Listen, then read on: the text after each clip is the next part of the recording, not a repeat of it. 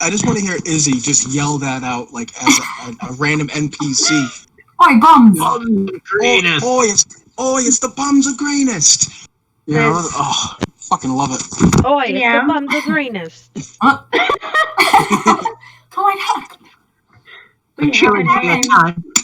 I am having technical difficulties because I fell asleep and was not able to test to make sure that everything was working correctly. So, that's okay. I'm gonna get more wine. The bums of greenest. I'm victorious again.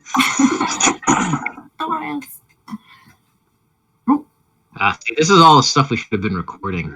I wonder if I can record this on eCam or if it's only on for Skype. So, well, I mean, technically, the word bum in a different language is other set languages, like actual words in different languages. Could bum mean something in either infernal or elven or Shasentan or dwarven? Because really, it just means maybe that's what actually means heroes. That's a good point. I can just imagine the look on Izzy's face, like, "Fuck you." Like, don't make me say bums. Yeah, don't make me say this again and again. No, I'm still trying to figure out why this isn't working. What's not working? It only shows a white screen for my Roll20, and used recommended. I'm trying to figure out why. Oh, is that it?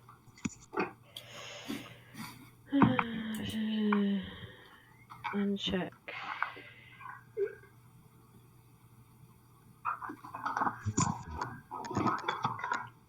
I drank that wine fast. My pint glass of wine. What did we... Cheers. Hello. Shit, I'm trying Hello. There it is. Okay.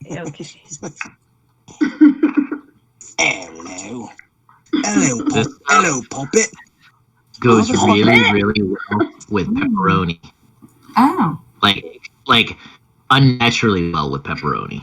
Oh, well, I ordered pepperoni from Stop and Shop today, and guess what I didn't get? Roni. Oh. I didn't get my Doritos. I'm really bummed about it. You need to go to like a butcher or something and get pepperoni, because I don't know about Stop and Shop, but the last 2 times, every time I've gone to Market Basket, there is less and less meat. And when I went on this past Monday, it was 0 chicken. I think I already said this. And everything was already everything was confined to one cooling thing, one cooler unit, whatever. It's a meat freak out. Yeah, I'm sure people are hoarding. I mean, we have a lot of stuff in the freezer outside, but no. Like I said the other day, I think I'd rather just try to find a local farm and buy from them directly instead of. This is tricky because they're all sold out. Are they? Yeah, Copycat, a lot of chicken farms in the area, and about Pat's Bastard. It's in Rhode Island, but that's stuff.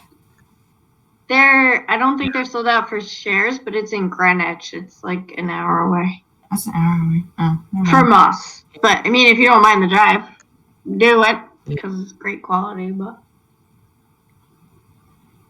everybody's on that train. Huh? Start raising some chickens for eggs and for slaughter. Don't worry, it'll all come back. They're just gonna force everybody to work anyway, so. It's not going to actually be a shortage. They just freaking everybody out. Everybody's back to the meat packing plant. Well, it's I'm not really you're not going to get it from food. They say you can't catch it from contaminated food because it doesn't live long enough on the surfaces of things by the time it gets to us. But it's like the people in the plant, you don't want them getting sick Yeah. and stuff. Yeah. But, Right. and not too many of them have gotten sick. It's like Walmart that's having the problem. You seen like the Walmart that had like 82 employees that like tested positive, 82? and then yeah, it's like I didn't even know 82 people worked at one Walmart. Yeah, no, 2 different Walmarts have been shut down. The one in, I know one was the one in Quincy, and And I think the other one was in Worcester. They don't wash their hands, Yeah. Cuba. Come on. That's true. I mean, the people of Walmart thing. It's Sorry, not even guys. yeah. It's not even the employees' fault. It's the people that like, and this is somebody who I frequent Walmart. You know, this is like the like you've seen the people of fucking Walmart. You're kneeling in ape shit and trying to keep your fucking knees clean. There's just no way to do it. Mhm. If anyone used caught to go to that was a Marilyn Manson reference.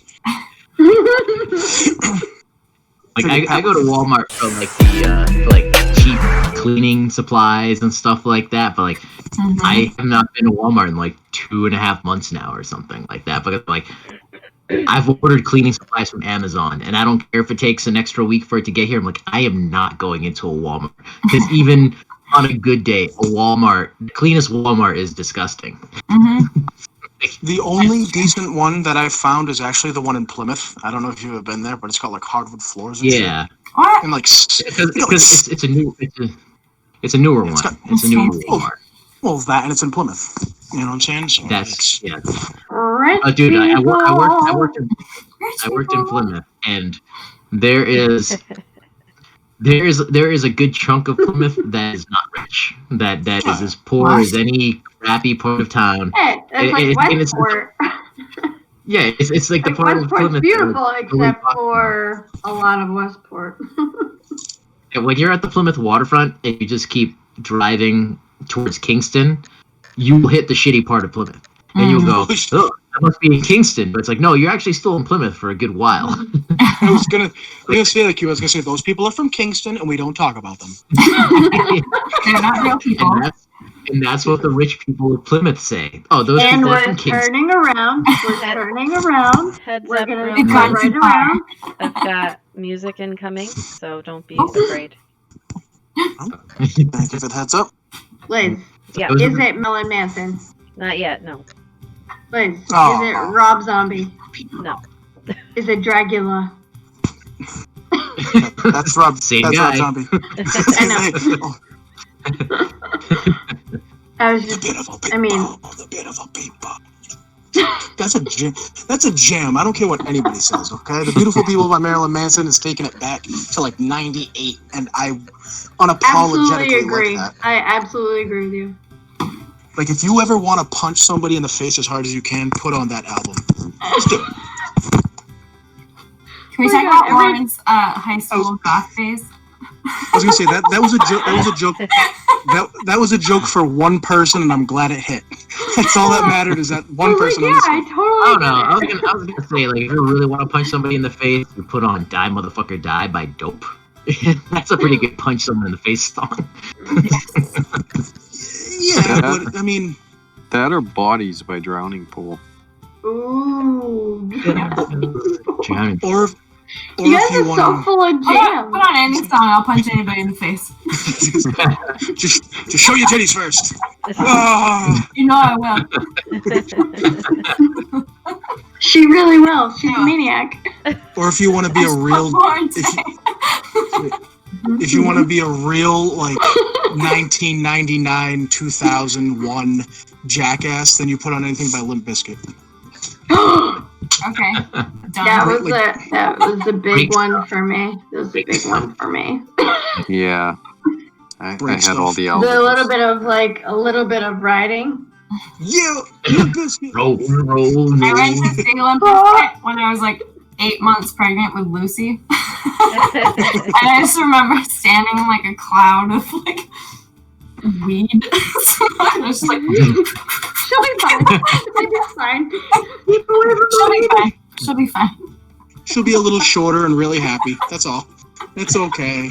I'm fashioning these glasses now. It's like alcohol that makes them shorter. That's yeah. It also explains her outfit Really? Because I'm choice, pretty right? tall. Oh. We were coke That was babies. supposed to be That's called. that's the difference, Pat. We were cocaine babies. That's where we get that like That's way manic. different. Yeah. Mine was whatever wasn't fucking nailed down. I hear ya. Have you ever seen my dad's snout? Don't let him anywhere near a coke factory. Jesus Christ. He'll take up a fucking. He'll pull up the This is why I tape. The know fucking. I was born in the wrong era. Was a Limp Bizkit concert rowdy? Like, it's the type of crowd that could be half rowdy and half like insane poser, like standing in the back with their arms crossed. What was that? Yeah. It was at the House of Blues, and we were up on the second level where you can't like move anywhere or see anything, but the floor was very rowdy. And you were It's- very pregnant. I wasn't in a good mood. A Limp Bizkit concert is the Limp Bizkit concerts are full of really tough guys that wear tank tops that don't know how to throw a punch. That's all. Yeah. Rachel moshing in the middle. Pregnant Rachel moshing. Yeah. just swinging. That sounds I'm about not- right to me. I'm not a huge fan of moshing. So like, and I've retired from moshing since because I earned my stripes when I was 10 feet from the stage seeing Slayer, and holy hell, I never want to get into a mosh pit again. That was the most painful. You might as well. physically You might as well have been on concert. the wrong side of a riot. Yeah, dude. It really You went was. through. That's like Nam. You Do saw. you remember my friend Nate I used to work with at the mall? This is that fucking scuzzy guy. Yeah, he was a good scuzzy guy. That guy Me and banged. Monster. That guy banged every underage girl he could. He was the worst of scuzzy guys. What are you talking They about? weren't that underage, and we made a lot of money together. We ran a lot of schemes. But anyways, he was a good guy. It sounds great. But yeah, I went with him to see Slayer at where the hell was it? In Lowell, and I don't know who the opening band was, whatever. Like when the opening band was done, he's like, oh, come on, follow me. We got down on the floor and we got like as close to the stage as possible. So it was like about 10 feet from the stage, like 5-6 bodies from the stage. I'm like, holy fuck, this is awesome. Like we're so close to the stage. Like we're so close to the stage for Slayer. And I was like, oh fuck, We're we're really this close to the stage for Slayer. And then the lights go out. It goes pitch black. And I'm like, shit. And they start every show with raining blood. So like it starts and there's blood literally raining from the stage. The strobe lights going on. Everyone starts swaying like this, like as the song's starting. But like it's not just like in unison. Like I'm like it's like I'm getting pushed from side to side, like insane. Like, it took everything I had. Like it starts swaying, and then everybody just starts going nuts. It took everything I had in that first like. It felt like an hour, but that first like 35 seconds of the song to not fall to the ground. So if I fall to the ground, I'm going to die right now. Yeah. Like Cuba, I'm do you know push who from you? the side, push to the side, push from the front, push from the back, and like I'm losing my feet, and I'm like I'm not even listening to the music. Like I have to keep my feet under me. Cuba, do you know who you were? Have you ever seen Little Giants? Aww. with the dorky kid with the glasses, and they wrap him in the bubble wrap, and they push him around in a circle and.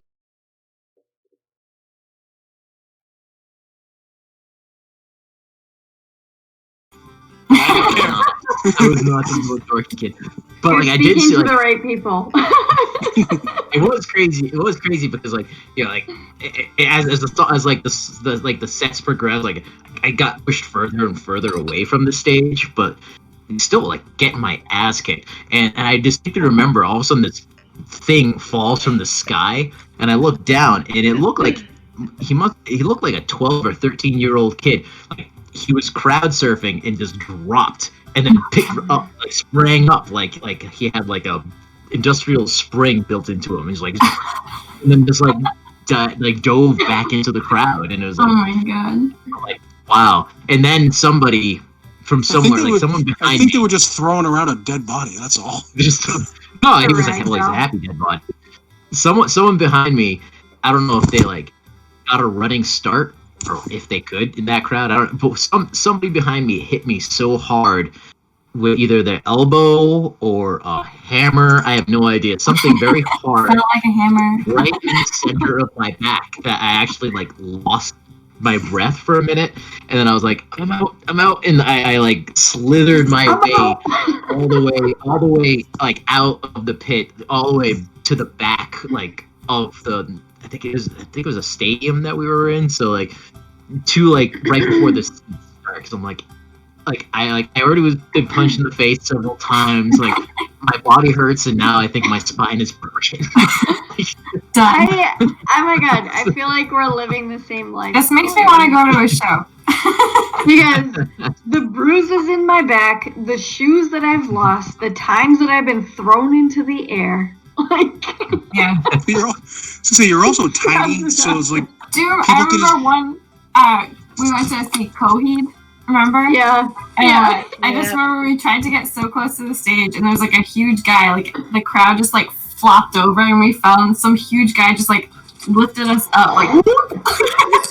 Just, like I bet Liz was there. I almost died. My hands And we had were bought stuck. like CDs and put them in the back of our pants because we didn't have like bags or anything. And I lost a shoe that day. I lost my shoe completely. let's go. Yeah, my hand got stuck in some girl's dreads, remember? And then I got like dragged down to the ground, and I was pretty sure I was going to die. Death by dread. I almost died that night. Oh my god. Judge Dredd. That Like she was screaming, I was screaming, but like also Yes, I finally got one. nobody could see us because we were so small. Yeah. And of course, all we want to do is like when you're young, you're like, yeah, the pit. That makes sense. Let's get like, in front. yeah, I'm 95 pounds. Let's go to the place where everybody's getting fucking the shit kicked out of them. Have you guys ever seen when they do the Wall of Death at certain shows? Yeah. Is that when Oh they my separate the God. crowd into two sides and have them ram each other? Dude, head first. It's like, Yeah, what the yeah. fuck? You're like, God. Lamb of God did that at one of the Oz Fests. And, I didn't participate in that. I was like standing. I was like back off. But like he was like, all right, have you this side, have you that side. On the count of three, charge. And like, ah. I was like, holy fuck! I am glad I'm not in the middle of that. One of the best bands that I saw was this band called Corpiclani, and they were in Worcester, and it was just like rows of people, and everybody was getting knocked down, but they're this like Russian band or Ukrainian, I don't know, like a Baltic band, and as soon as anybody fell down, it was just like raise you back up, like pick you back up like you've never felt. Like there's no gravity, you know what I mean? They just pick you back up, and they charge the stage together. It was like this big, like forceful event. I was like, oh my god, I love everybody here. That is one of the cool things about metal shows is that, like, for the most part, if you go down, people help you up. Yeah, Yeah, like like, a hardcore there is, show. like, You'd a- get the shit kicked out of you back in the day. Yeah, there's like camaraderie. It's like Yeah. they're not gonna let you like get trampled for the most part. If someone's in trouble, they'll help you out. If you're hurt, I've seen people, take the injured person out of the pit, and stuff like that. Like, I think it definitely gets a bad rap from people who haven't like been to shows like that. Yeah. Whereas, like, if you see a pit, you've never one been of to the- a pit or not part of it. One of the girls that my wife works with, she took her 10-year-old daughter is, believe it or not, a huge Slipknot fan, and she went right into the pit, and these like two giant dudes were like security for her, just keeping everyone away, but she Yeah. was in the pit like the whole time. Wow. That's rowdy. Yeah. Know who doesn't take care of people at their fucking metal shows is any new metal band like Korn. Dude, I went to a Korn and 311 when I was, which is a weird pairing, first of all. But It is when a I weird was like, pairing. when I was like 15 or 16 or something like that, me and a girl went, and I was watching dudes get stomped out. Like somebody would fall, and they would just like fucking, like it was like they put their foot on his chest and just bounce him up and down like a video game. It was fucking That's awful. Like, I'm pretty sure I watched a dude die. It was like, what the fuck is this? Yeah, I haven't seen a lot of. You like kind of like Usually look around, like, is anybody having fun right now? Yeah, Like, I was like, how is this entertainment? anybody? He did like Can you the leave it there? this is for Pat, but he did like the old school Stone Cold Steve Austin, like that kick in the fucking chest. Yeah, You know what I'm saying? Like stomped bounce a him. mud hole and then walked it dry. Yeah, exactly. It's like, dude, like, I also just realized that Bears, kick some ass, open a couple cans of whoop ass. 416 just says I just whooped your ass.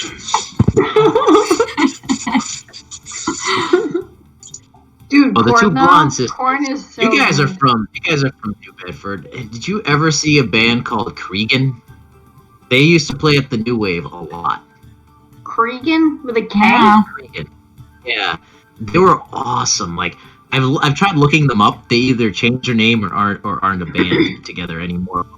They had like this awesome, like 80s hair metal, Love it. like it was like almost, it was like a Iron Maiden meets like Megadeth sound almost. It was That they were sounds pretty really amazing. awesome. They were a really awesome band. Like they were like I bought their album at one of the shows, but they used to play at the New Wave a lot, and they did they always did the Rock Fest at the New Wave. I'm pretty You're sure they gonna were a New have to Bedford play it band. next time we're around. I don't have it. I lost all my CDs in one of my cars. Did you sell it back to Strawberries? Because I did that with a lot of my CDs and I regret it. Nuh-uh, that's at Just Words of Music. Yeah, works.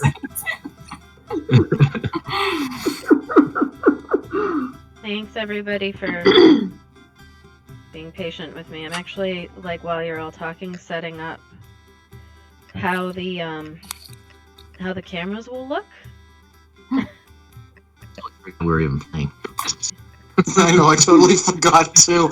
I was sitting there, I was like, she's I'm doing stuff. I'm just like cropping right now your screens. I didn't put my horns on. Alright, that's it. I'm ordering ears.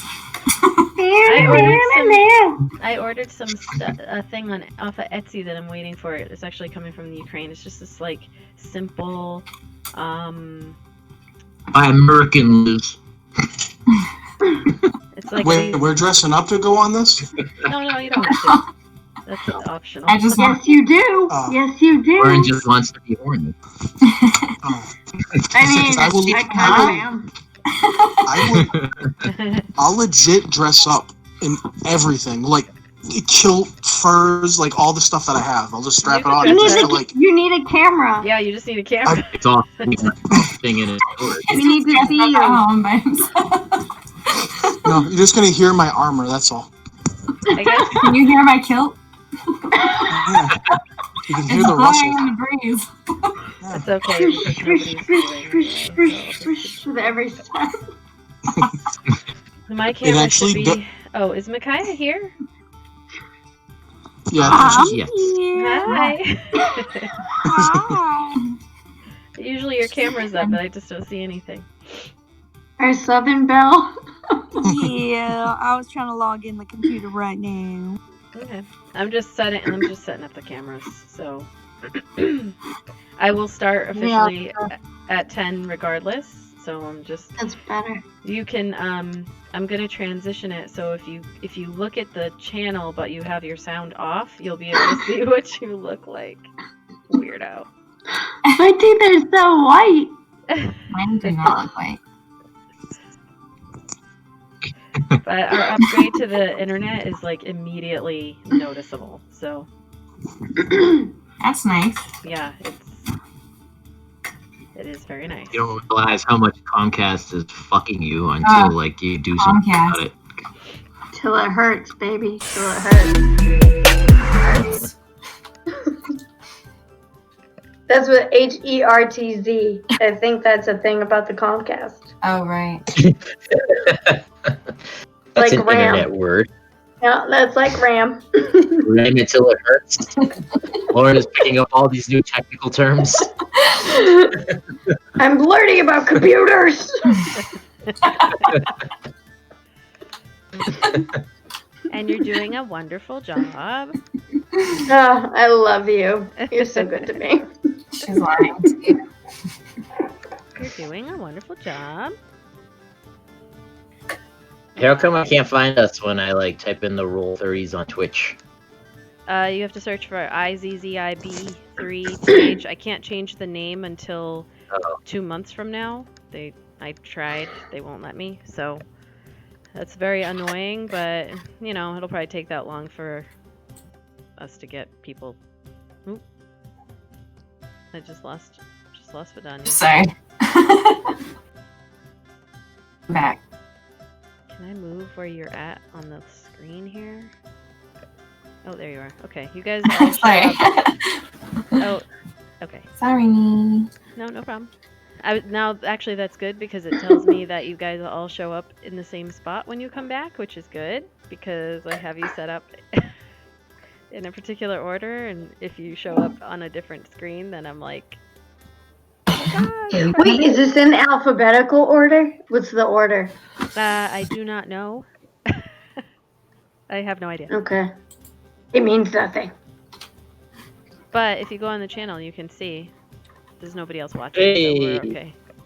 There you are. Where's the, oh, there it is. Oh, there you go. So, Micaiah, Showing them guns again.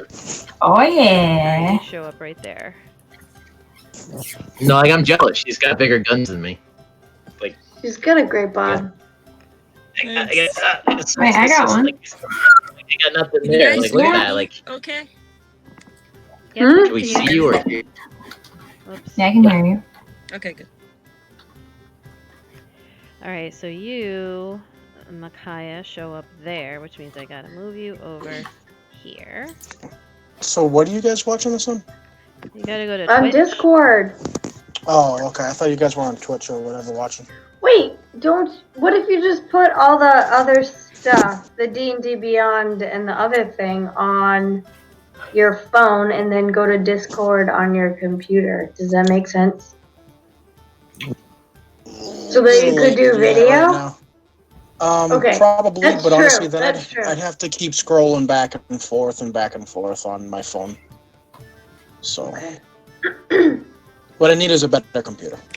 Like, this computer's a piece of shit, but now's Liz. not the time. Yeah. Andrew, do you guys have more computers in your house? I do, but I need they're- one too. They're worse. They're worse. Is he just like, hey, I got a $5,000 computer here. Woo. There you go. Yeah, Mm-hmm. I'm not using this $5,000 computer, so you can just. exactly. This is my backup $5,000 computer, please. Here's why I $5,000. don't need this one anymore. When I bought it like 8 years ago, it was great, but now it's just, old and Yeah. choppy. Isn't it weird how that happens? How does that even happen? I don't get it. I literally do nothing on this except for pay my water bill. It's literally I pay my water bill and I right now I have D&D 20. I have the Roll20, the D&D Beyond, and I searched Twitch Izzy Beth because I thought that's what you guys were looking on. Yep. That's we are. literally my entire search We are? history is Roll20, Are we D&D really Beyond, and my fucking water bill. And it runs like shit, and I don't know why. There's no need for it. It should run perfect. Andrew, fix his computer. Make it work better. Theory. Right? A computer until like a few 2 years ago. I thought you just strictly used the phone. I thought you were a fax man. Ooh. All I right. can't wait to arm wrestle. Oh, well, with those guns, I see why. I was gonna say, would we have to actually arm wrestle in real life if we were doing this in person? Ooh, that'd be awesome. No. Damn. Come on. I am I all wanna about do the thing dance. That would be Okay. fun. It's alright. Me and Makai are gonna arm wrestle first thing when we get back in Yes. person. Thank That's what you. we'll do. Yep. That's happening. Yes, yes. I was gonna say, I'll let you grab Lauren. I'll take one. I'll let Like, you and Lauren. Well, Jalen likes I'm to do that. useless. She'll do I'm that with a useless. bunch. Grab Lauren. Well, because I was just joking. Because Jalen likes to do. My daughter Jalen, she'll be like, Dad, arm wrestle me, and I'm like, kid, come on, like, why? And she's like, just do it. And then at the last minute, she grabs literally 3 of her friends, and they all grab my arm and try to take it down. Oh. So I let them Okay. feel, they're only 12, so I let them feel like they're gonna win, and then I send them fucking launching. Like I do like a Superman punch and literally like toss them. It's great fun for children. I'm big and strong. Dude, it takes a lot of strength Abaddon, to you're not on plant roll 20. seeds, okay? Oh, no doubt. Lauren is strong. Oh, She's strong as fuck. We all have our strengths. I mean, if you asked me to spend all day on a tractor, I wouldn't be able to do it. Jesus Christ. I can't Yeah, farm. she has a steel butt. Seriously. Tractor. Calluses. It's like riding a horse all day. what'd you guys say? What'd you Give guys me even a say? Just talking You're about Riding your the butt. tractor. Just talking about butt. I mean, I said you had calluses on your Still ass butt. from the tractor, but she was more nice. She was more nice about it. I'll never Steel forget buns. the I acid do. plant that attacked your back legs, the back of your legs, or whatever the hell it was a few years ago. That was What was that again? It parsnips. was like something like really common, wasn't it? It's parsnips. Oh yeah. Parsnips. That's it. Yeah, yeah. Yeah, It the looked leaves like on someone- Yep. Yeah, it I looked got like an destroyed. acid attack. It's crazy. It was. The doctor didn't know what it was. Phototoxic dermatitis. Gross. And it takes like Gross. the plant has to touch you. The humidity has to be a certain point, and the sun has to be a The certain plant point. has to That- touch you. That sounds like a whole lot of excuses for being gross, Lauren. That's all. It was so gross. You should. I think I posted pictures of it. I should send them because it was fucking gnarly. And the doctors were like, "You got a chemical burn. I don't know what happened. Just go home." And I was like, "That doesn't make any sense." Val, Was the doctor holding a wine glass? That doesn't just make the same any place? sense. So let's say you got a chemical burn. You fucked up. You should just go home. It's 5 o'clock. It's up there. I love being a doctor. why I do say, girl, it looks like you've got herpes on your legs. It just looked like it really was I so wouldn't be gross. surprised. It was like these gnarly blisters that lasted for a week. That was so matter of fact. I wouldn't be Yeah, the surprised. sister time in wouldn't be surprised. Was it an episode of South Park where like the kids were like pissed off at the parents for lying to them, like, maybe about chicken pox or something? So like, doesn't like Cartman get like a hooker with herpes, and he pays her to like lick their cups and like lick their underwear, and, like, all that stuff. So all their parents end up getting herpes. Remember that one?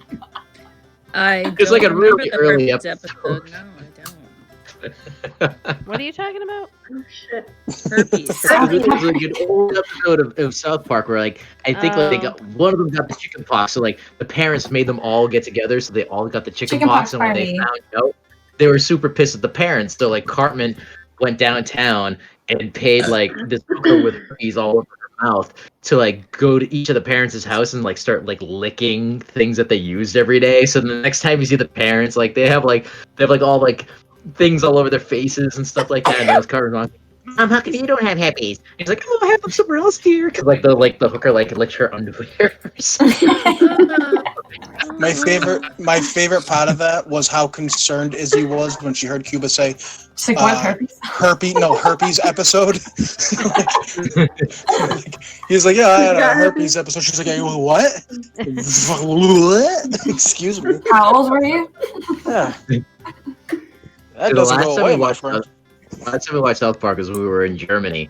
It was like after dinner, we're all just hanging out. We were staying with our cousins and stuff like that. Ben's still awake, and we're just sitting there watching. I don't remember what episode it was. Like, it's something. It was an episode where Cartman rips off someone rips off yeah, someone's arm, right? At the end of the episode, they had to try to save the princess of Canada or something, and at the end of the episode, she was getting married, and there's like commentary like, okay, and now the prince rips off the princess's arm and beats her with it or something as part of the marriage ceremony, and it's just very like nonchalant. But it did not go over well with Ben at all. But it was hilarious because like he's just like beating, and he's laughing, and Ben is laughing at it. No, he wasn't. And then we're laughing that he's laughing. He was not. No, laughing. he was at first. No, he was at not. First, laughing. he was laughing. He was smiling. He was smiling, and he did this weird. Smiling. He did this weird smile, where he thought everything was okay, and then suddenly. If you can see the camera, you can see my face. This is Ben. He's like. It was that smile he does. No, the closed smile. It's the closed mouth smile. It collapsed. Oh my It God. was that closed mouth smile he does, where he's now freaked out. It's just like that wide lip. And I had never seen that face before. That's why I know exactly what it looked like, because I was like, what is he doing with his face? What's happening to my child? Yeah, and it was him slowly That is not my baby. having a meltdown. And my cousin just collapsed and started going, ah! Like freaking out, screaming, crying unconsolably. Because it's like, what the fuck just happened? Like, no South Park for this kid. All right, sorry. One more person. I have one more person, Pat. I'll have you up, even though it's just a picture of your guy. That's okay, and then I'll be done, and then I'll get started. It's all good. It's all good. We don't have anybody viewing, so I don't feel too bad. I'd like to make sure that I have this It's also. just me. That one viewer. That is just me. Okay. So you see what I'm doing. You see what I'm doing. Yeah, It's me. kind of weird because everyone who's on video, it's like delayed, so people Like are 20 moving, seconds. and I can. Yeah. Yeah, it's like I can see everyone's lips moving, but no one's talking. Like this. Weird.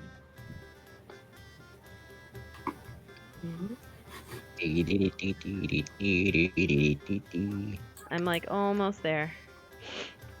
I'm posting a picture that is absolutely ridiculous, but is like so the age we live in right now, and it's loading. And there we go.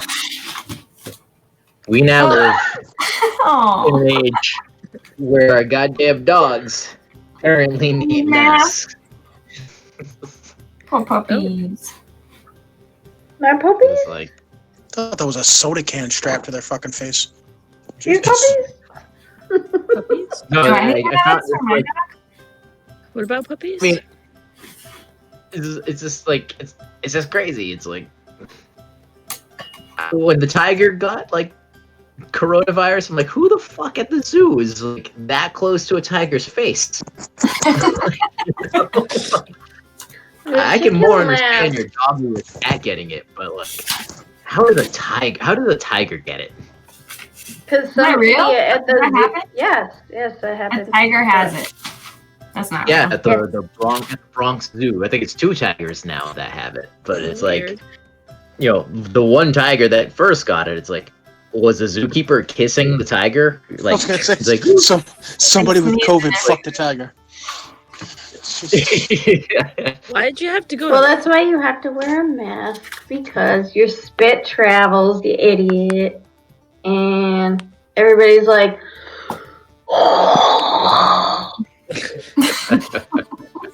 that's what they do all the time. They do it all the time. Don't And it dare lasts cough in in it. public now. You cough Huh? in public, and if you cough in public, like, you are Yeah. a leper. Mhm. That's what I'm crazy. saying. Yeah. I'm afraid to sneeze anywhere outside my house. Because Yeah. everybody's going to look at you like, Do you have I, corona? when I went to every other Monday is my go out into the world and resupply Monday, and I went to Market Basket, I went to the dollar store, and I went to Ocean State. That's right next to the dollar store, and assuming he was the manager, he looked like the manager at Ocean State. Like one of the guy, they're like putting things up on shelves and then talking, and the manager's like, they're all wearing masks, but the manager's like, Oh my into his God. mask, and I'm like, I'm moving 10 miles that way, and I hear the other dude like, "You all right, boss man?" He's like, "Yeah, no, I'm good. I'm like, dude, you need to go the fuck home. Yeah, just go home. Somebody's gonna shoot you. Yeah.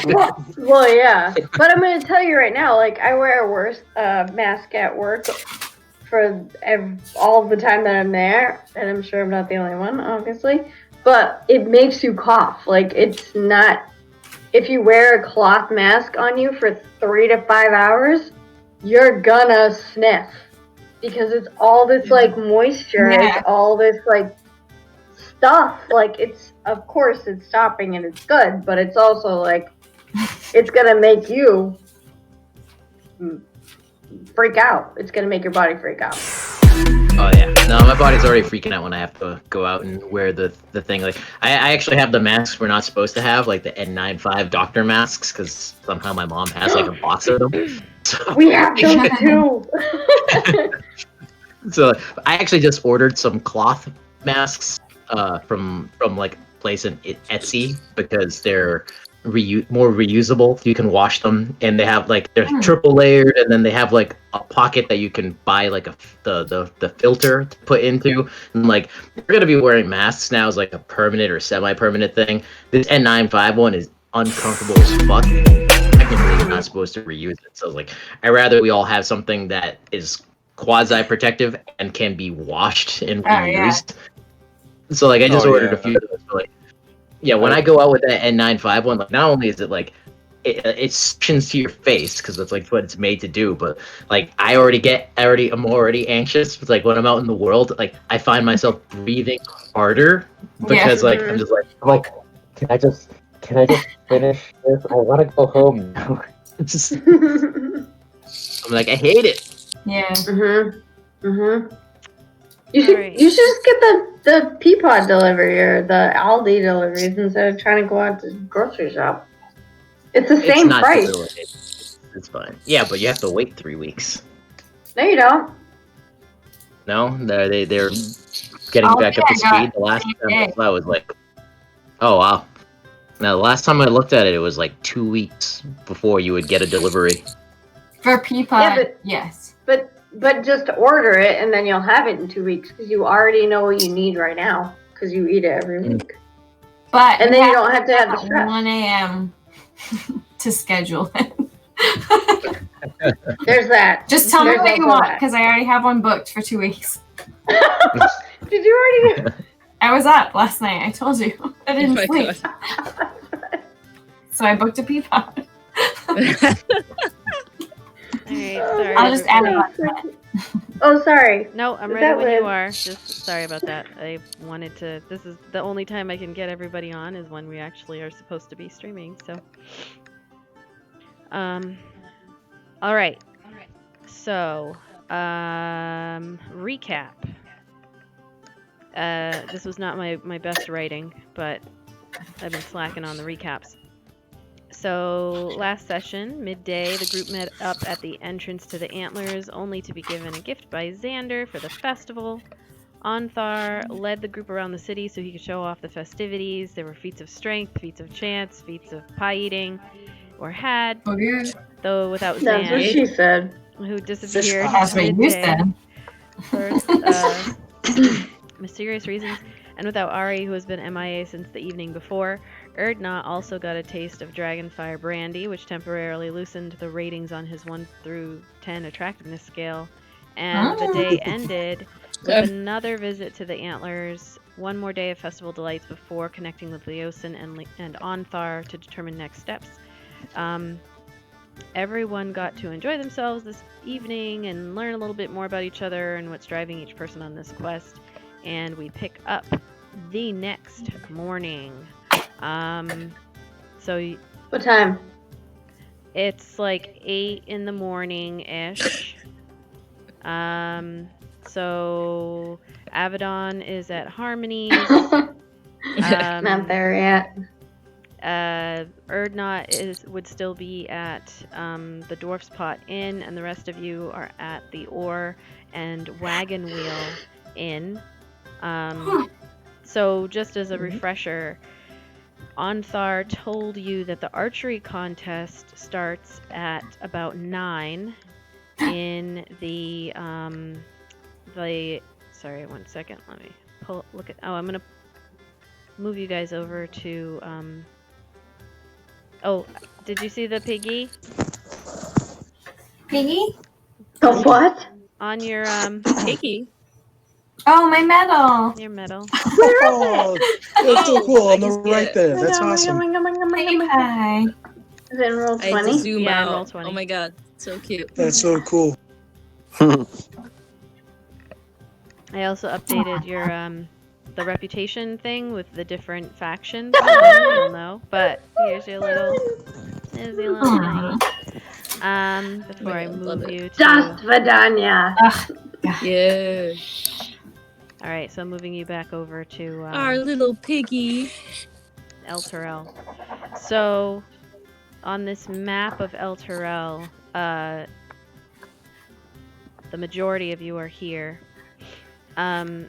You were told that an area of the garden is where the archery was set up, because that's like the biggest open area that they could do it. And just in general, the schedule for the day, it's a 3-hour-long tournament contest, and then there's lunch, then there's the arm wrestling, which is actually held back in the Shiara market, and then there's a drinking contest for a couple of hours. Ooh, I want that too. And that one's being held at the Bent Helm. I heard that giggle. Well, because I love the way Micaiah said that. She was like, "Ooh, I want to do that too." Oh. She said it so low and slick that I loved it. Ooh. Ooh, I want to do that too. And then they, Leosin and Onthar want you to return to the Black Antlers for that evening. So it's kind of like 7, 8 o'clock, the same time that you guys did last time. All right, so you all can meet at the wherever you want to meet, really. You were just meet at the Elks Club there, because that's where that's supposed to be our central meeting location. Okay. And there's probably breakfast. Breakfast. Yes. All right. So you all meet at the pair of Black Antlers. I might be a little late. Abaddon might be a little late. How hungover is everybody? I guess that depends on how much you had. So I think Micaiah, you had quite a bit. Yes, I did. I was too full from all the pie. The shots wore off on me, and then just normal ale I'm pretty resistant to, so I'm fine. Yeah, the shots. Yeah, Micaiah normally drinks a lot, so she's good. I just like mornings. She's got quite the tolerance. Zan's a little bit of a lightweight, but he only had like 3 or 4 drinks, and he was drunk. I had 3 or 4. I was fine. Zan. All right. So, Look how you made it sound to yourself, Zan, like you were like a dainty. Yeah, right. I'm a lightweight. Lightweight. That's supposed to be me. I'm the one over here drinking tea. That's me. You know what I picture every time I picture Zan, the character Zan? I picture Lord of the Rings, and I picture what's his face? Legolas. The elf guy. Yeah, Legolas. Legolas. That's what I picture every time. Legolas or Legolas? Yeah. Legolas. Well, Legolas when he gets about 3 Legolas. fucking beers. That's what I think. That's what I think Zan looks like in my head. All right. So everybody but Ari and Avedon is at the Black Antlers. So are you heading to the archery contest? Yep. I would have to I say want to yes. watch my girl Sure. Vidania and my boy Zan. Ew. Zan is stop it. always up to shoot his bow. Anytime. That's what she said. No. Oh, that's what he said. He's gonna shoot his bow. That's what she said. All right. So you guys head actually to a different area where so Anthar had told you where it was, and it's not so Micaiah and Erdnot, you would know this area more than the rest of the team, because while you wouldn't necessarily hang out in the more the richer part of the area of El Hoity Terrell. schmoity. Yeah, the high district. It's kind of like the garden here separates the the poor from the rich, and this westerly area is where like you could almost say like the middle class kind of live. It's nicer. This whole, just looking at the map here, like this thing here kind of separates. It's a bit of like an elevation in a way that separates the middle class people from the poor dock district people on the other side here. The Walmart people. Yeah. Hey, I am We're the Your Walmart people, people. yeah. I was gonna say, I can say that We're I going shop to at the- Walmart. We're going to I the was gonna Target say- people now. Yeah. So westerly is where Fancy Walmart. westerly is where the like I just said, the Clean middle class Walmart. type people. So the garden here leads up to the high hall, which is where the high overseer and all of those leaders are.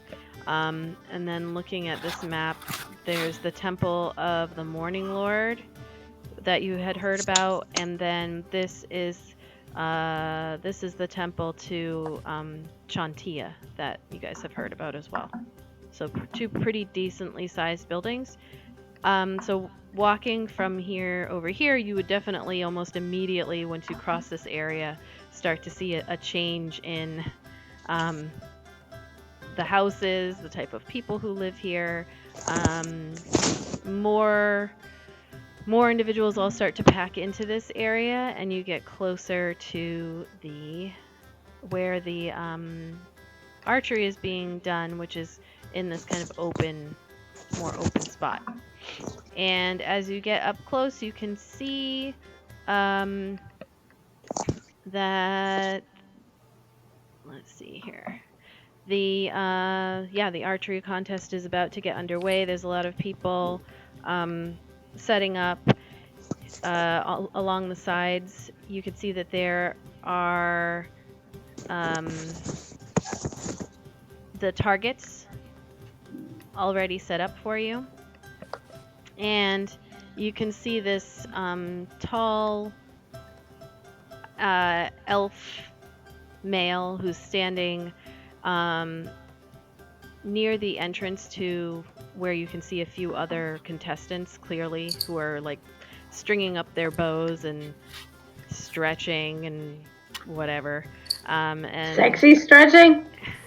I mean, it depends on what you find sexy. So Is it God, I half DM? expected you to ask if he was stretching his butt. Jesus. I was waiting. I was like, somebody's gonna ask. That's important with archery. And how's his butt? Is this at the high hall, or is this like No. through the garden area? it's set up in the garden. Just like in the midst of the garden. Oh, so everybody's doing that in the garden. Everybody's stretching their butt in the garden. Yes. Yeah, so it's like this open, it's kind of almost like a longer, thinner version of the Boston Common, if you can think of it that way. So it's like Mhm. not a garden, it's like trees and foliage. Like it's like a public park type deal, but Full very butts. well kept. It's a dream come true. Yeah. Butts. Butt tree. What do you think? Butts growing trees, Lauren? Come on. Would that be I so bad? mean, Plants In this and world. bums. GMO. I am a sorceress. Lauren's favorite things: plants and bums. Okay. Oh wait, I'm not even here yet. No, you're not there. You're still. Son of a butt. Missing the butts. I Yeah. want some butts. So you are But so you approach and there's an elf an elven guy there. And he has a kind of like a ledger thing in front of him, and he's well, do you guys approach him basically? He's looking out Yes. over Yes. the okay. He's looking out at the contestants and he turns to you and he says, "Hello. Are you here to join the archery contest?" Yes, please. I want to show up. Names? How soon can I show up? Anytime. It's- Xander. 2 gold to enter. I'm gonna push Vidania. I want to be forward. there. I'm gonna run there. All right. So he takes down. He's like, "Zan, is that with a Z or an X?" With an X, please. And you, Miss Vidania is my name. Danya. Vagina. Wait, are you running? Is that how Abaddon runs? I'm pointing to you guys because you're over here. I'm like, enter the game. Vagina. All right. So he lets you know, like, just set up over where the others are. Good luck. Thank He you. sounds. I Thank love that he sounds like such a scumbag. He sounds hot. He sounds like what's the actor's name who in The Aviator who plays Catherine Hepburn. I can't. She was an elf in Lord of the Rings. Like, carry on. I'll find her name. Does she have a tiny mustache like this? Good luck. Good luck. Kate Blanchett. Oh, I love No one saw The her. Aviator. She was No. Catherine Hepburn in The So bad. Aviator, and you're doing her exact Oh. Catherine Hepburn accent routine. Do I hear a Captain baby or a cat? Hepburn. That's my baby. Oh. Hopefully he just goes back to sleep. Ooh, that was a vicious one. Oh, yeah, that was a vicious cry. He's mad. Yep.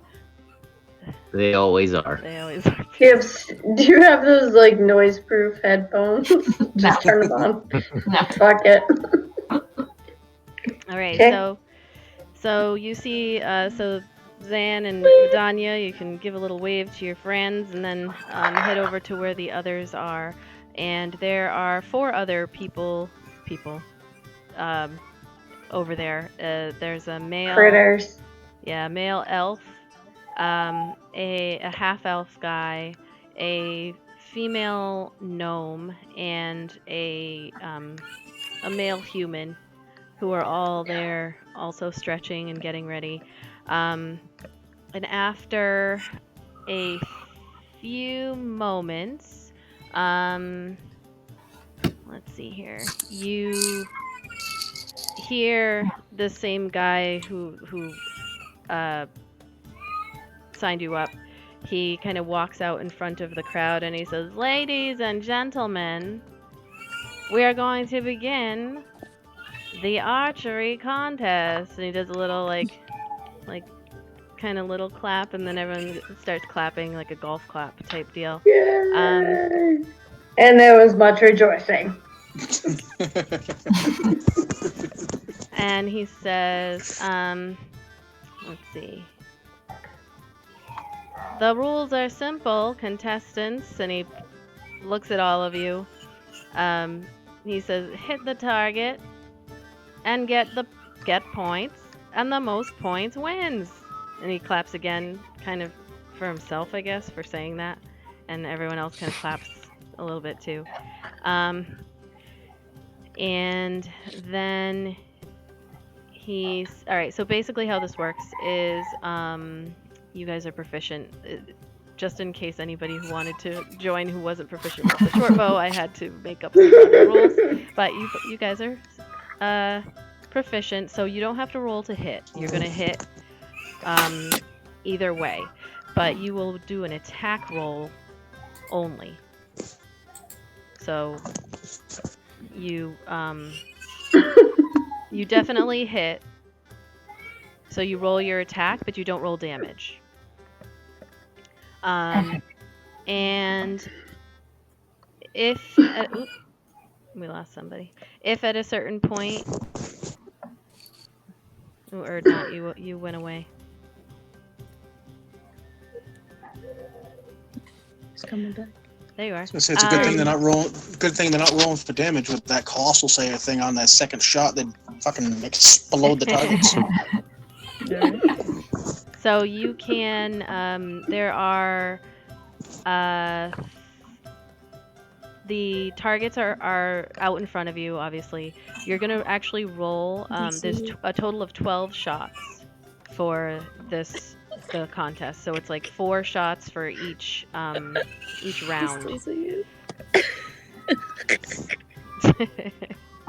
And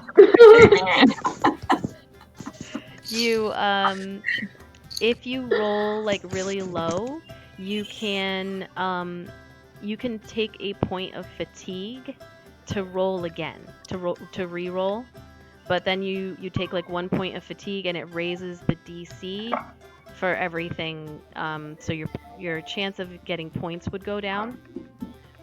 But I'll explain that basically. So if you like roll something and you don't like the roll, you can roll again, take a fatigue point, but you can choose which roll you take. You don't have to take the second roll. So Okay. All right, so he calls out, he says, Hyan, you go first, please. Take your first 4 shots. So you watch this older elf, maybe like middle-aged elf guy, like looks out to the crowd, nods and everything, and then he steps forward and let's see, he takes his 4 shots here.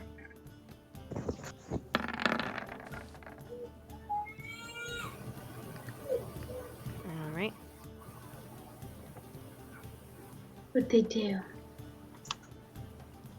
And so the first one is like a really solid hit, like right into the red part of the target. And so the way the points work, the white part of the target is 1 point, black is 3, blue 5, red 7, and then gold obviously is the center, and that's worth 9 points.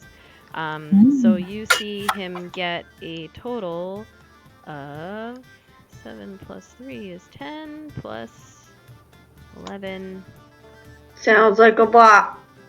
Get a total of 16 points, and you see people like clapping and everything, and he nods and steps aside, and he looks pretty pleased with that. Then the elf goes, wonderful performance. Next up is Vidania. Vidania? Mm-hmm. So you can roll. It's gonna be good. This is gonna be good.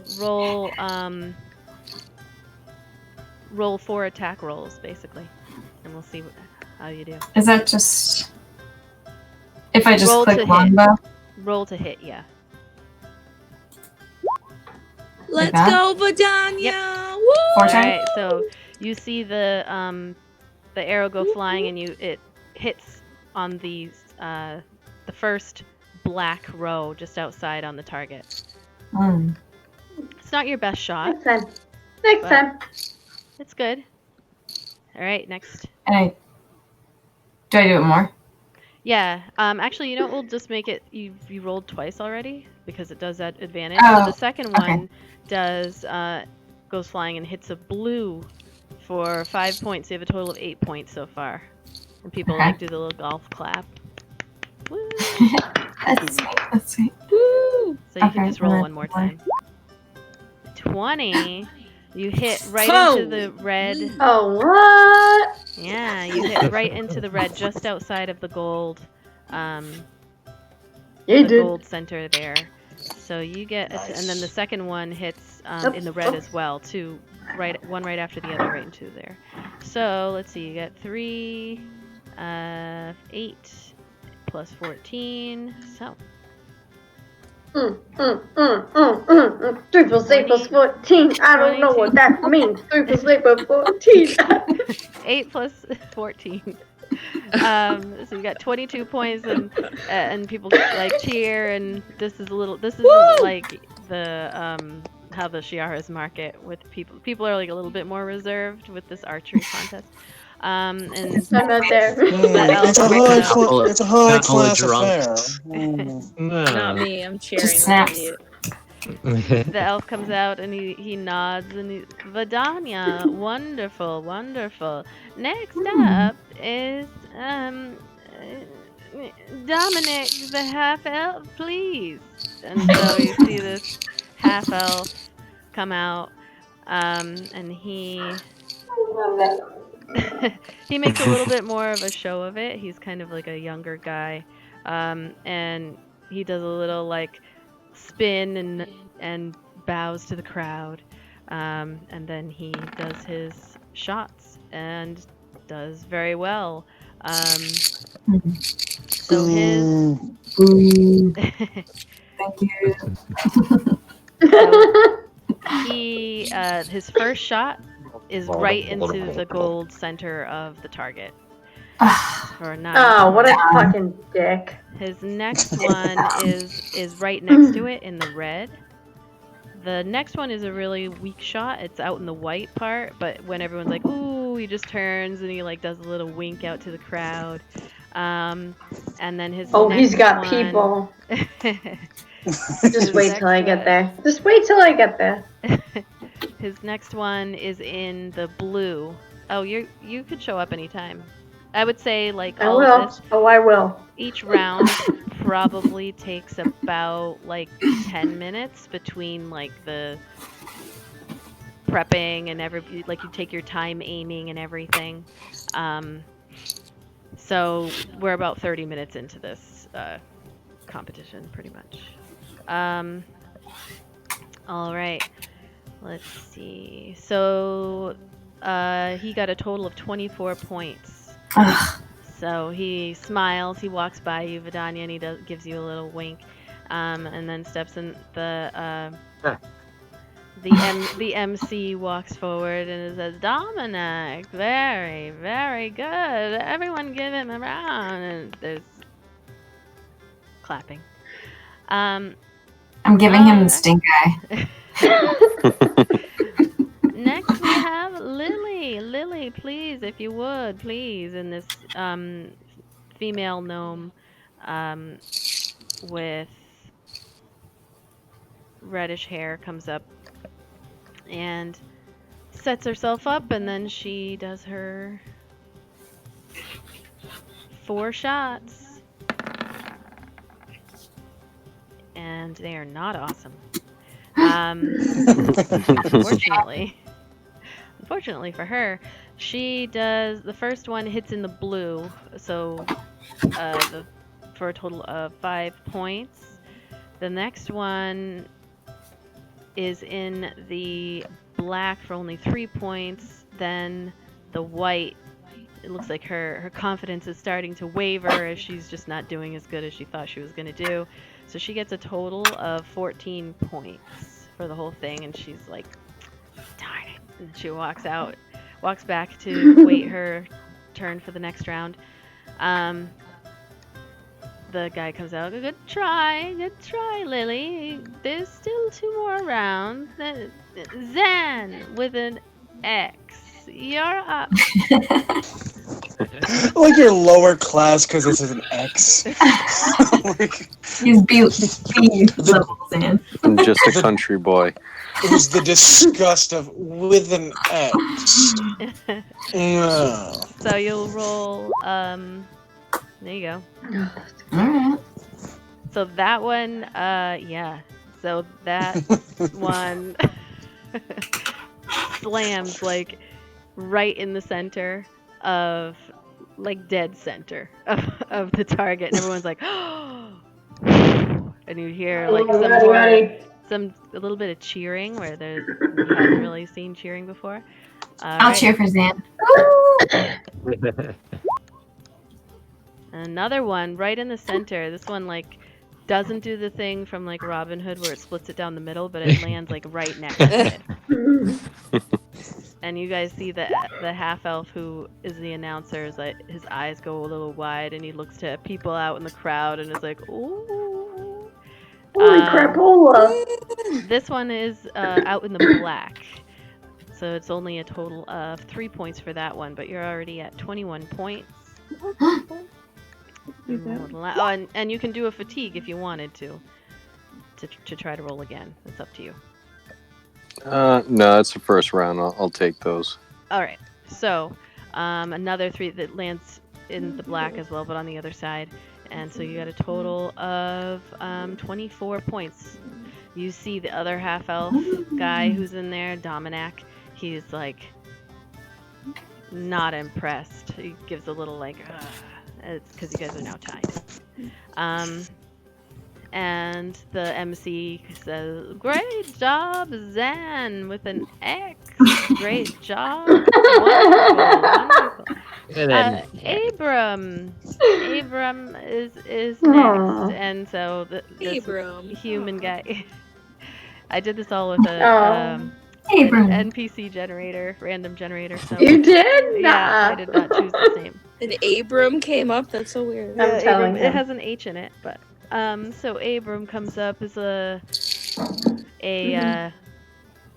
light-skinned guy. I've got a picture. It makes a picture and everything. I'm gonna actually save this one.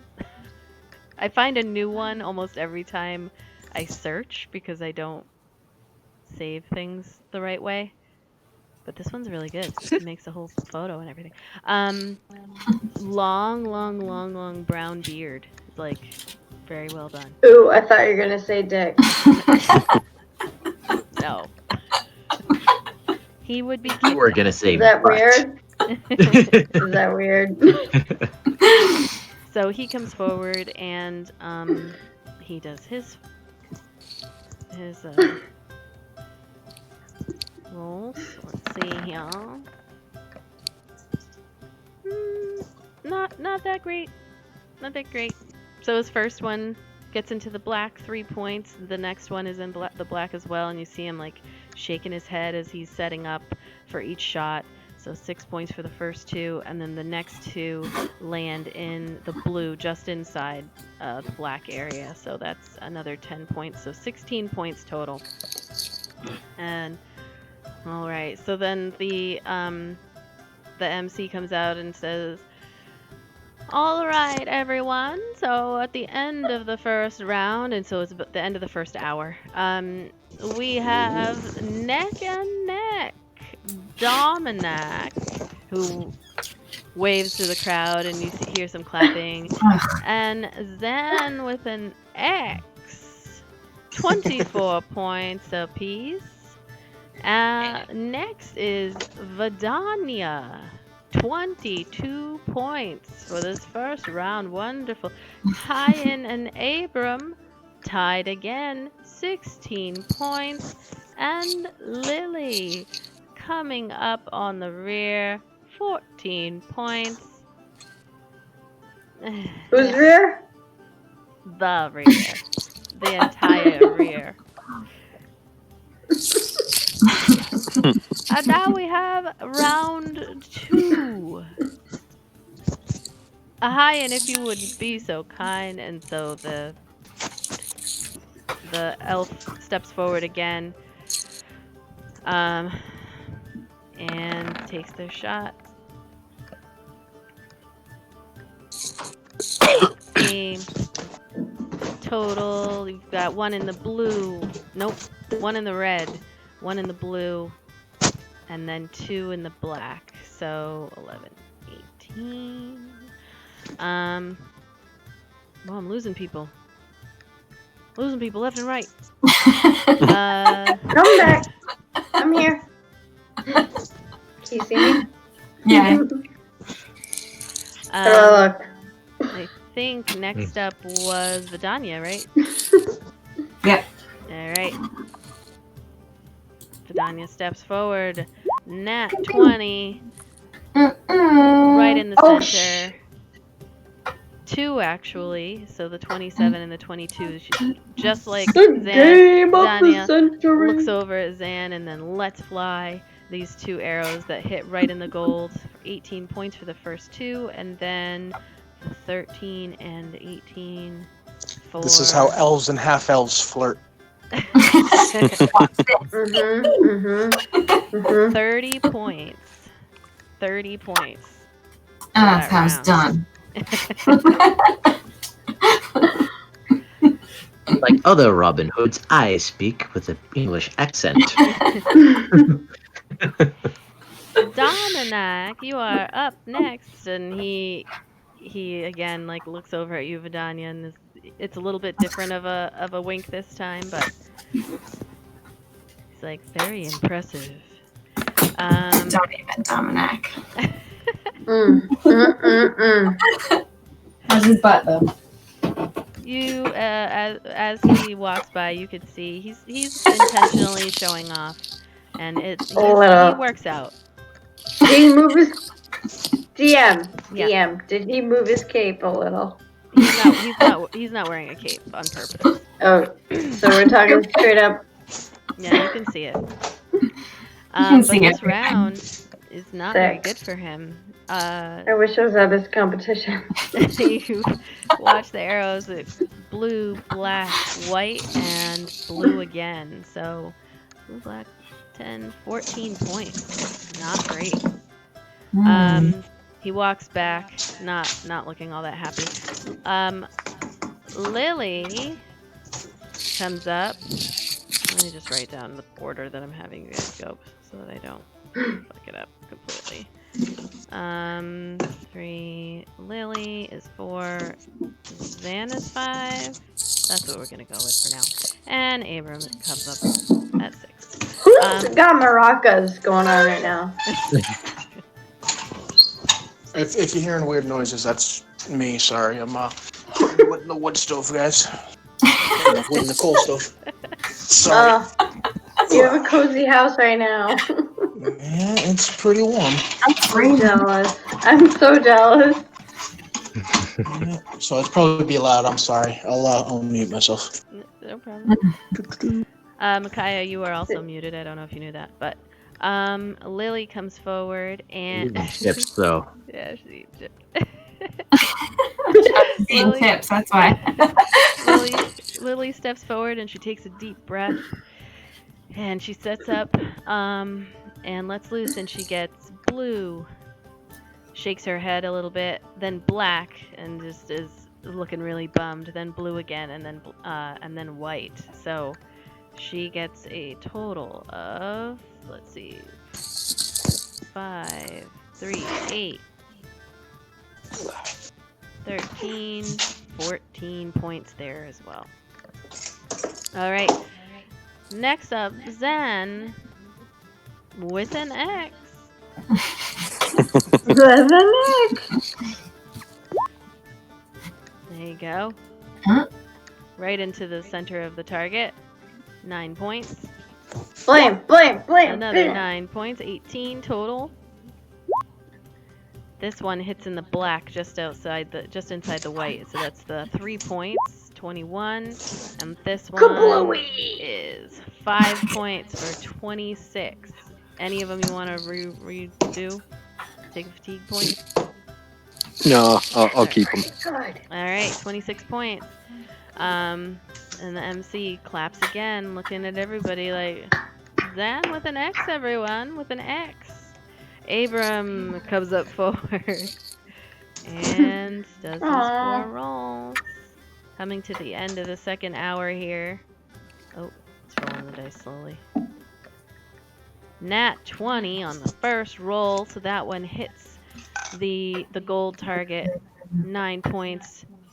The next two are not that great, a black and a white, but then his last one, he just takes this deep, deep breath, and you see him steady himself. It takes him a little bit longer, even the end of his 10 minutes, to let it loose, and he hits right in the center again, another natural 20. So 18 plus 4. Oh, he gets 22 points. All right, and you see the MC comes out. All right, end of the second round. Wonderful performance by everyone involved. Wonderful. We've got leading the pack. Best car.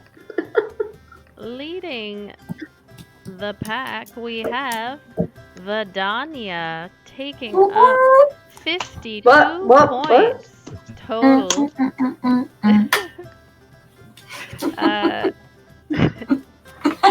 It's just, I keep looking over and I can see Annie, and your like face is stopping and like really funny. Okay. Then with an X coming up at 50 points. Still astonished by that X. We then have Abram and It hasn't changed yet. Dominac, 38 points apiece. Hyan 34, and Lily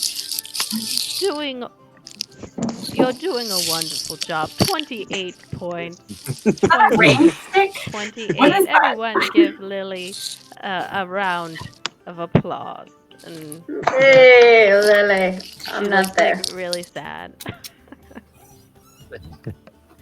All right, and it's the final round. So he calls up, "Hi, and the final round commences." DM, can I get there yet? What time is it? No, you can arrive whenever you want. I know, but I was having a really fun night, and I don't want to ruin it. So it's like 11 o'clock now. Okay, I can be there. All right. Hold on, let me just double check. Yeah, so it is. Yeah, this is the final round, and it's starting at 11 o'clock. All right, so Okay. Hyan. Is Harmony with me? Yes, good. Shut up! Get over it. No, Harmony would stay behind. Okay. They were late I for guess work. I'll be there. All right. Oh God, you just met this broad. You're already bringing around the friends. Oh God, dude. It's too soon. We've all had those friends. I'm sorry. Bros over hoes, Not- right? I'm sorry. Bros Not over sorry hoes. because Getting fun? it's worth it. It's worth it. All right, so you see Hyan lets it fly, and gets a red, 2 blues, and a black for a total of 20 points. Next is Audi. Swing. Vidania. Come on, baby. Here we go. 18, so 2 reds, 3 reds, so 21 points plus 5, 26 points. All right. Damn, okay. Getting that next medal. Hope. Straight skills, yeah. Maybe I'll have a piggy with an arrow in it. All right, 14 plus. Oink oink, bitches. Yeah. Fucking oink oink. I just imagine doing a drive-by with like fucking like just oink oink motherfucker, just slinging arrows. We can do that. 2021. So it was fun. It was funny in my head, at least. Well, it could be good in real life. All right, right. So next up is what's his face? The God damn it. That other guy. The other dude, Dominac, who comes up. Dominac with an A. Dominic the donkey. I know, that's what I keep thinking. He hits in the red. Then, let's see. 2 points of. Yeah. So he hits in the red, then 2 in the black, and then a NAT20 right in the center. That's what he does? 16 plus, so 22 points. Show off. I'm gonna jump him after this. Yeah. Bastard. Get him.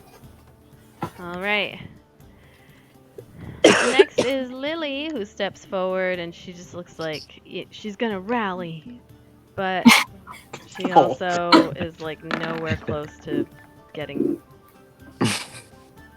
the winning prize here. So I don't want her to win. Shit all over her while she's down. Blue Lily. and blue, so a total of 18 points. And then Xander, if you would not mind. I know that guy!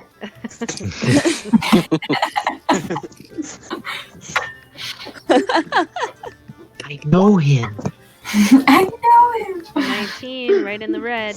Ooh. 7. Oh shit. 26 in the gold. Damn, kid. I Then do one know in that guy. Black Ooh, for 10. 19 total. And 20. 20 for another 7, so 26 points. Spells it with an X, motherfucker. How is it that you guys roll that high? Not in combat. Like it happens every game. Every game. Because it's against us. Are you gonna take It that is 10, or do you against wanna us. try? Yeah, I'll take the 10. All right. So total of 26 points. Woo! Nice job. Let's go, Zane. Nice Like a rolling. Abram Good job, again everyone. steps forward, and the end of the 3rd hour coming to a close of the archery contest, and he gets 3 plus 7, 10 plus 7, 17, and 1, 18 points. Yeah. That's a lot of points. That's way too many. Boo. Alright. Take some away. Boo. You should give some of those points to poor Lily. Poor Lily. Oh, Lily. You need some of those pants. Pants. Points. Oh, Lily. Lily needs some pants. Lily needs some. You know what you need, Lily? Needs dogs. Somebody pants Lily right now. That would ruin her day, like, even worse. So they give it She's a already having a bad day. You've Okay. already pantsed somebody in the past 24 hours, Avedon. Or not. All right, so you finish up the contest, and at the end, takes a few minutes, and they tally it up, and then the MC comes out and says, "We have the final results. First place, Vidania with 78 points. Vidania."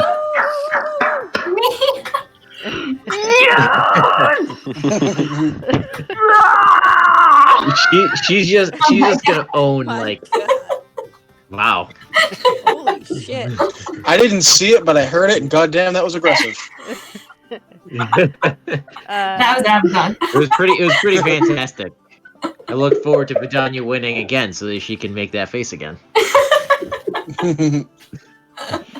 Now, second place. Vidania is like owning this shit. What Yeah, kind like every competition. I'm Should have done the hammer thing. X, 76 points. People clap and everything. And then third place, we have Dominic with 60 points. Good job, all. Good job. Wow, we really blew them out of the water, Vidania, didn't we? We did. Yep. Dominic, Those were the you bums suck. from Greenest, motherfuckers. Mic drop.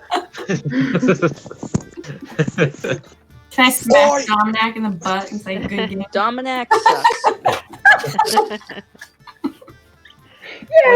What did you say? I said I want to smack Dominic in the butt and say good game. So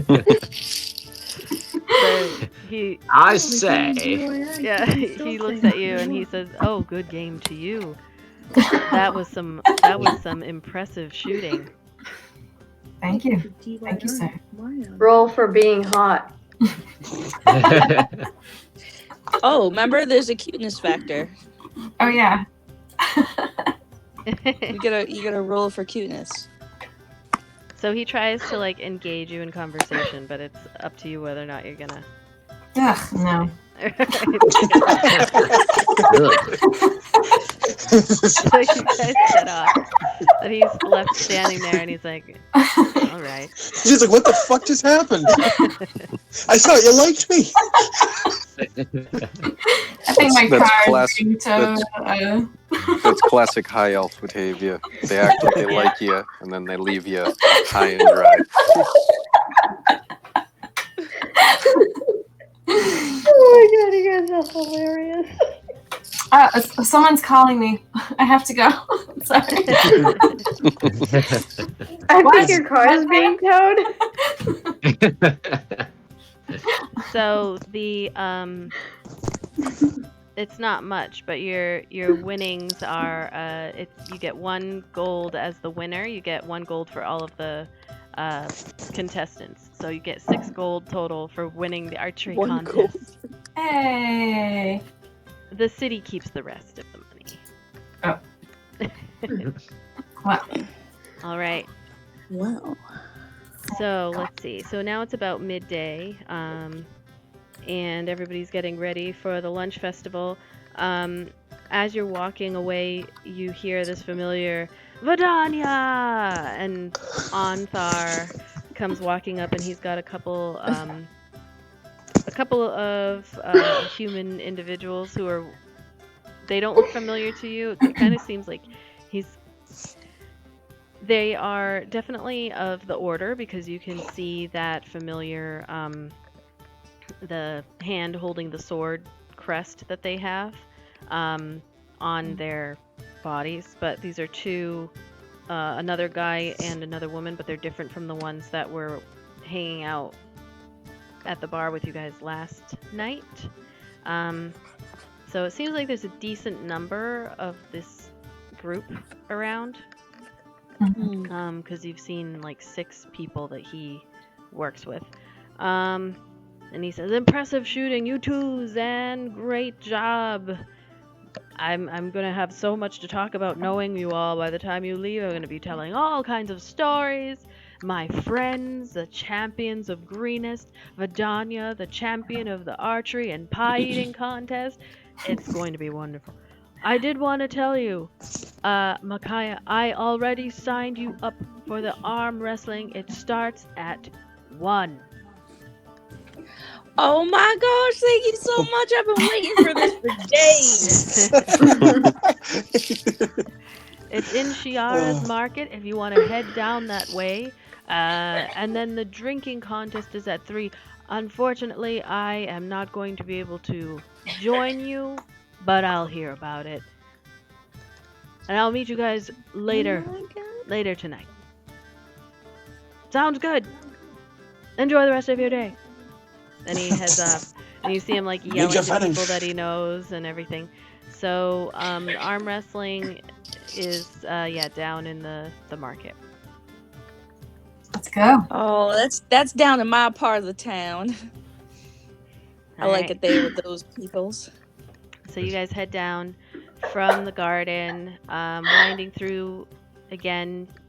You've got a good hour before you have to get there, but it's probably best to like make your way straight there. There is no real straight way there, so you kind of have to go around.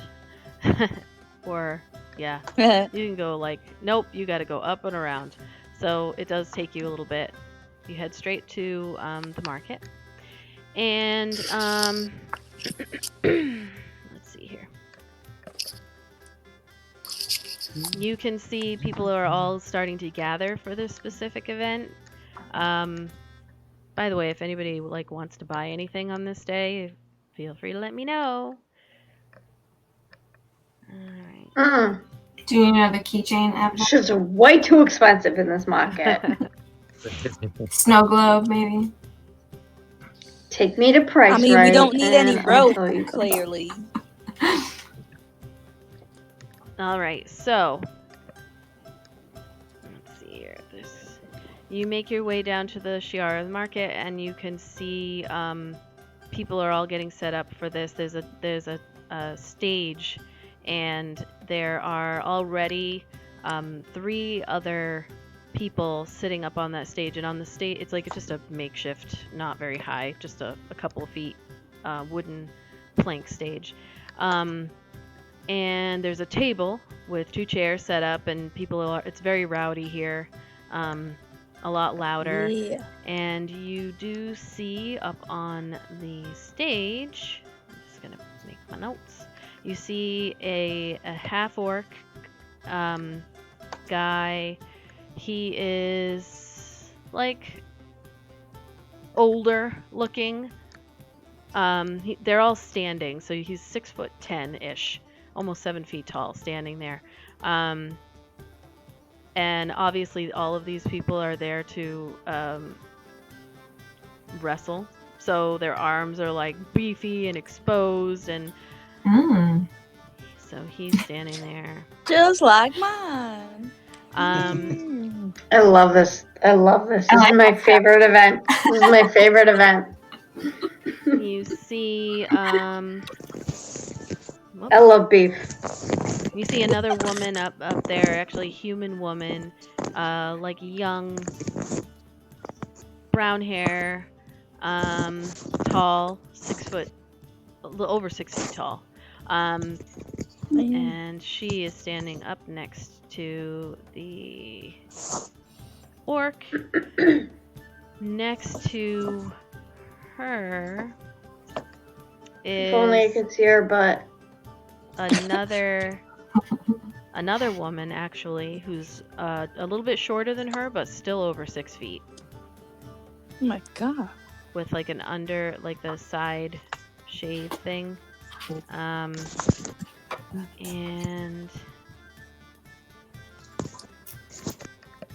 And then next to them is a dwarf male. He looks older as well, but he's much shorter than everybody else. He looks kind of funny standing next to everybody because he's like under 5 feet tall. And older, he also has like darker hair.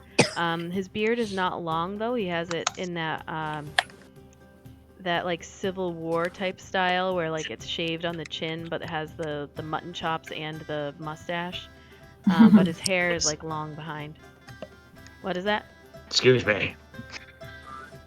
Or not, just making fun of him. Oh. All right. And they're setting up, and then so... No. Oh, I said there were only 3 up there, didn't I? But, oh well. There's 4. There's 4 now. Oh. All right. Is Lauren having problems? Did I hear her just going, no, but I can't see her?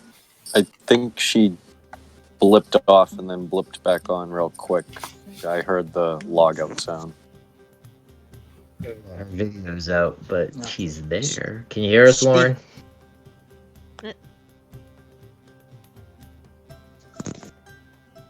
You guys are On gonna the there. on the app.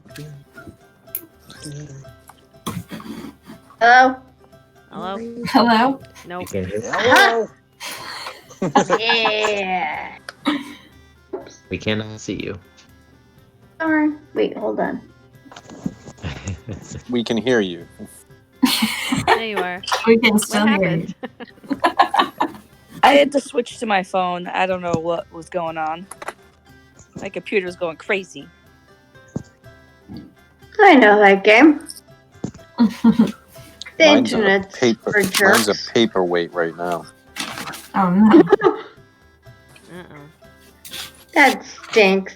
I wish I could like switch how you guys show up on my thing so that it won't switch you up every time you come and go. Did I miss something? Is it my turn? Am I going to kill something right now? Are you arm wrestling?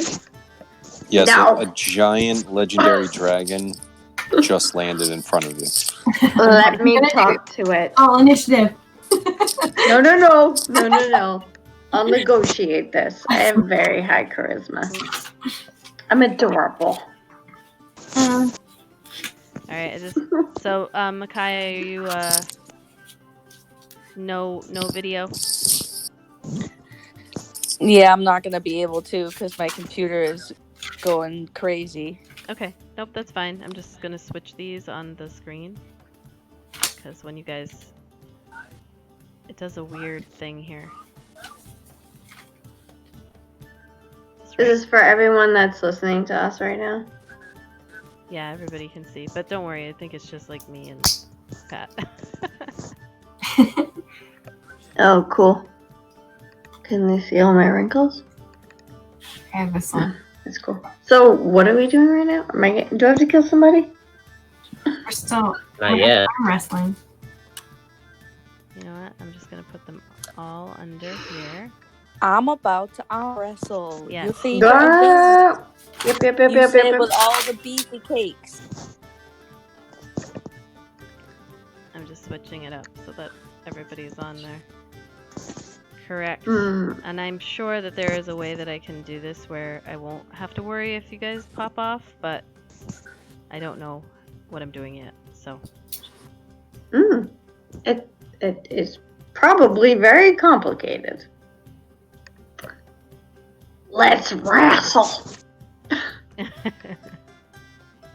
Is anybody else doing it? No. You had to sign up. I You had to would, already- but I don't want to get all exposed as a wanted man and whatnot. Yeah, you had to already Got it. sign up, so Onthar signed her up. Oh, right. It's very limited space. Wow. Everybody wants to do it. Yeah, it's very Or not have no exclusive. interest in these human games. Oh, Ernie, don't be so cranky. Want me to get you some meat on a stick? He sounds like he needs meat on I'll his get you some meat on a stick.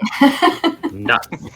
Yeah, I'm quite pleasant most of the time. He's like a child when he gets upset. You have to give him a little meat lollipop, and he's like, "Okay, I'm better now." He needs a snacky and Do a you want me to get you a drink?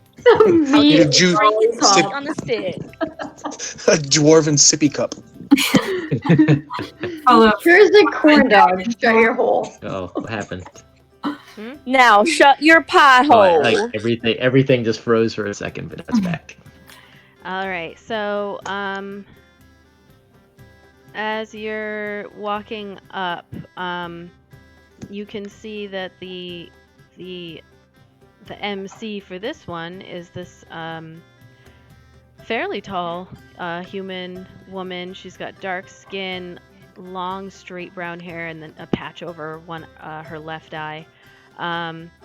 She looks to be like in her late 50s or so. And she is standing there and she sees you all like walk up to the edge there. And she sees you, Micaiah, and she brightens up a little bit and then she like yells out like, "Micaiah! Are you Micaiah?" Yes, ma'am, that's me. And she like gestures. It gets me every time.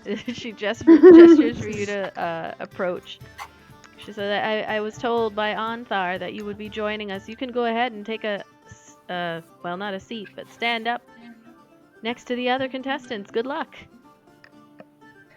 Thank you so much. Bless your heart. So Micaiah heads up onto the stage. I'm just gonna give her a quick fist bump before she goes up. Just like, do it. Oh, I gave him a little wink.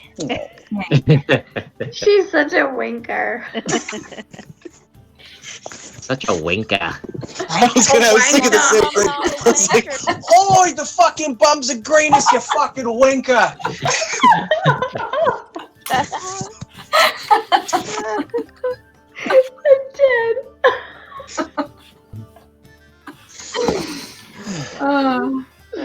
I go take my spot amongst all the giants.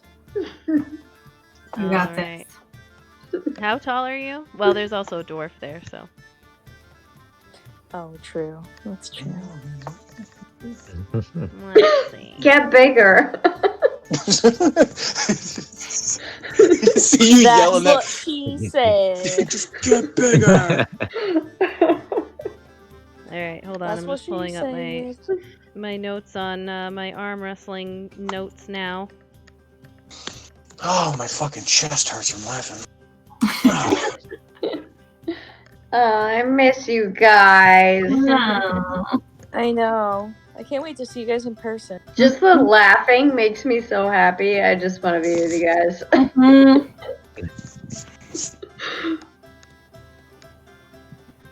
One day. Soon. As one single tear drops from each of our eyes. Oh. Yeah. Just one singular slow rolling tear. Hashtag. As they all fall, the combination of them in a petri dish. That's the cure. That's the cure for the coronavirus.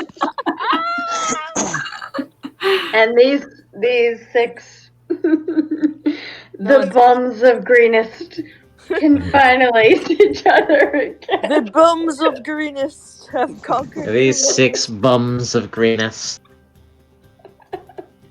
I don't know. I think that name kind of fits us now that we've said it this much. Maybe it can raise that dragon queen or something. Maybe our tears will raise the dragon queen. Oh. And we don't want the dragon queen to be to rise. Well, if we raise it, then maybe we can control her. I don't think me and Girl. Lauren's charisma scores are that high. I wish though. Damn it. I mean, I can flirt her until she's unconscious, but she'll wake up.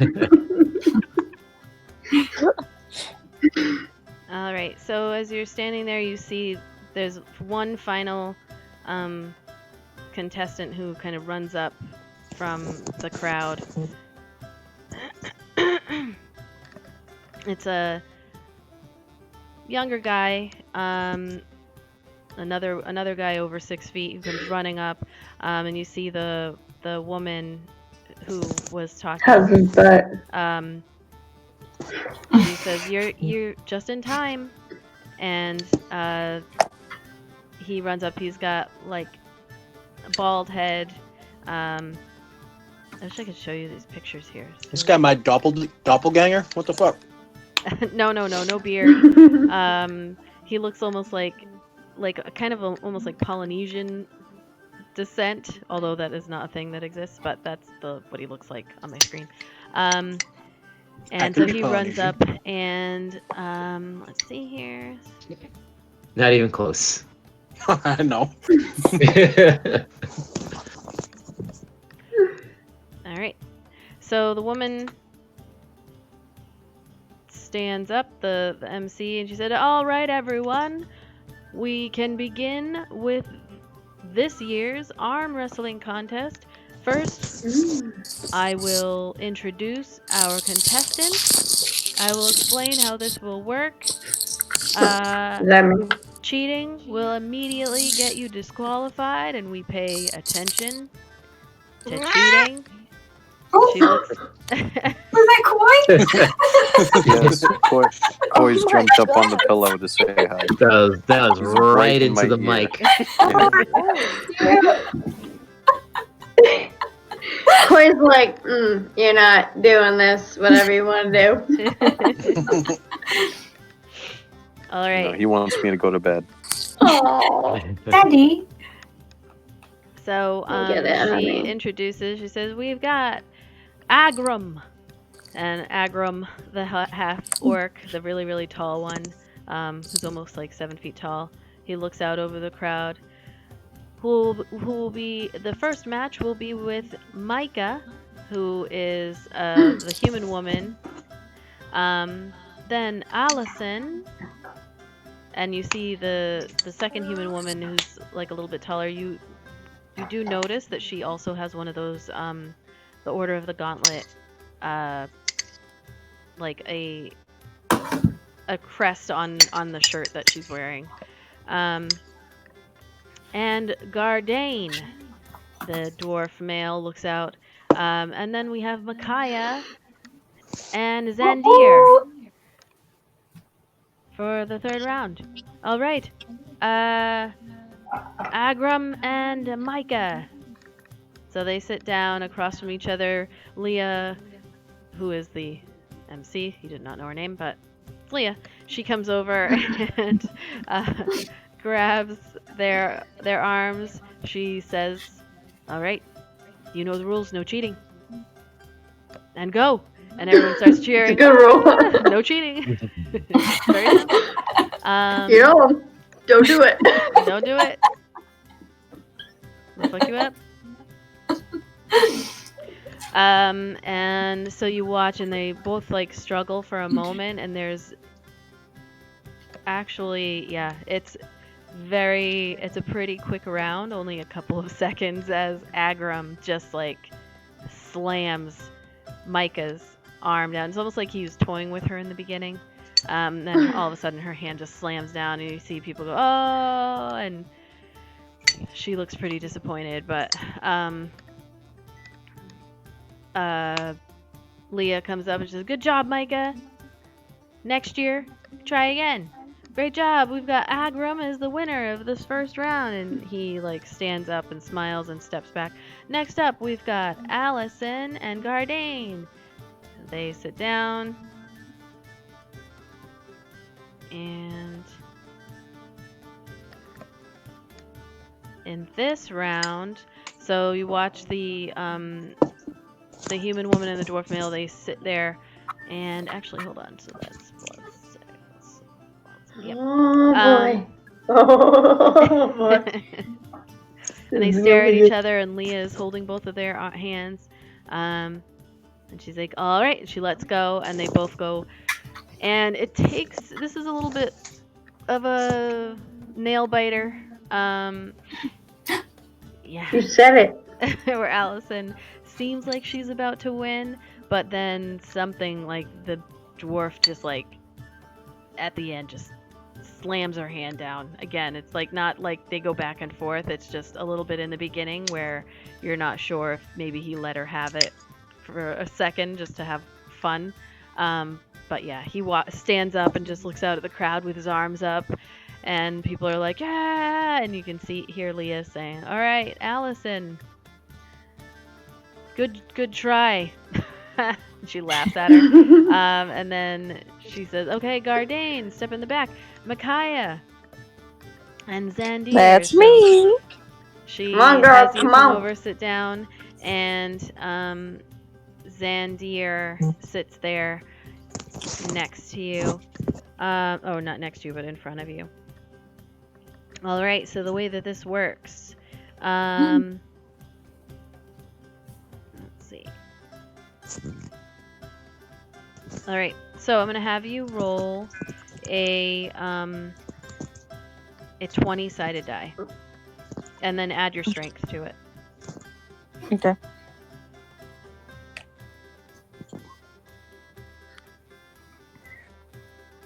All right. So as you start, she lets go of your hands, and Zandir is holding on, and you both like are looking at each other like this is kind of awkward to be sitting up there. People are cheering and everything, and you're not at your strongest, but you are able to move his hand down a little bit. So now what I need for you to do is roll a D8 plus your strength.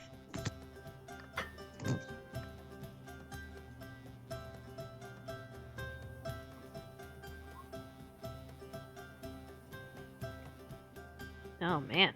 All right. And actually you get a +1 to that, so you rolled a 6 and he rolled a 2. So you get even further and you're pulling his hand down, and like this is not the strongest match. It's 5 and a 2 roll, but somehow you're pushing his arm down. All right, and now I need you to roll a d6. And you actually get to add +2.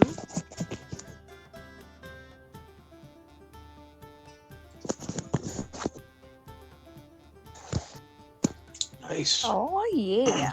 So a 7 to his 2 again. And you grab his hand, and you guys are going back and forth, and then his hand slams down on the side.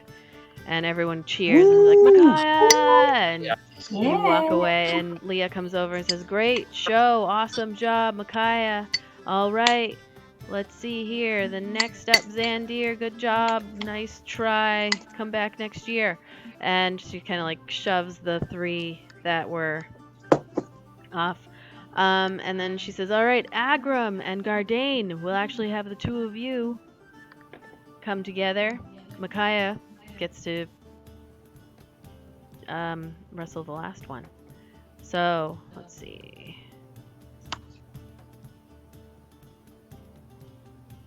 So, the half-orc and the dwarf, the 7-foot tall half-orc and the 4.5-foot tall dwarf go and sit down across from each other at the table. And Leah leans in, and let's see here. So, he gets +2, +6. And I'm gonna have to roll again because they tied.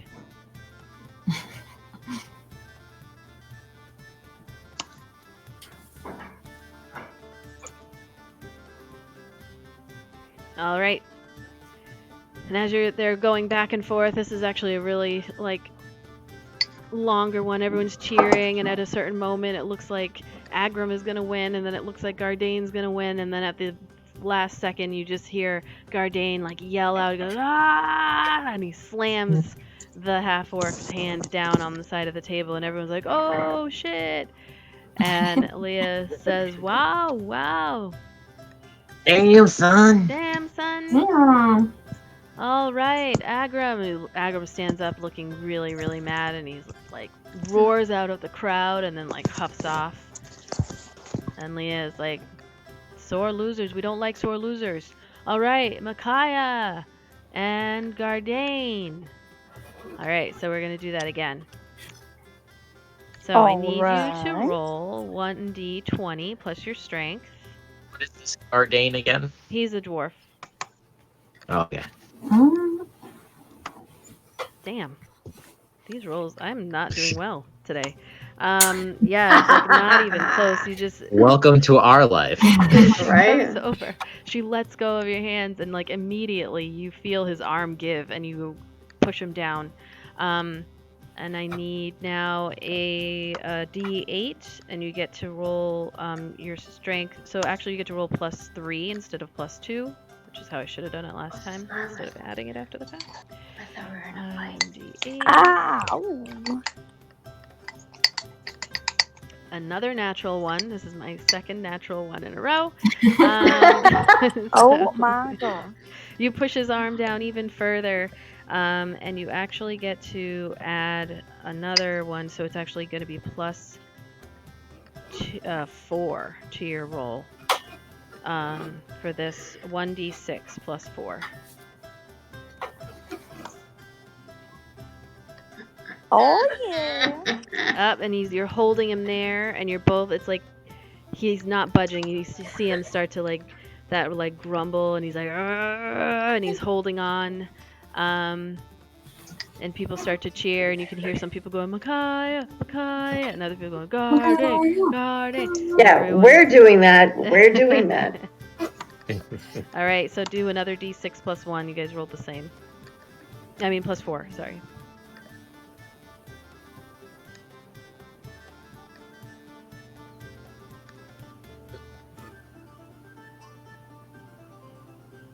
Damn. All right. Oh my god. And again, you're both just holding. He's staring at you right in the face, and he's like, and he's just not moving. He rolled a 7 as well. All right, let's try again.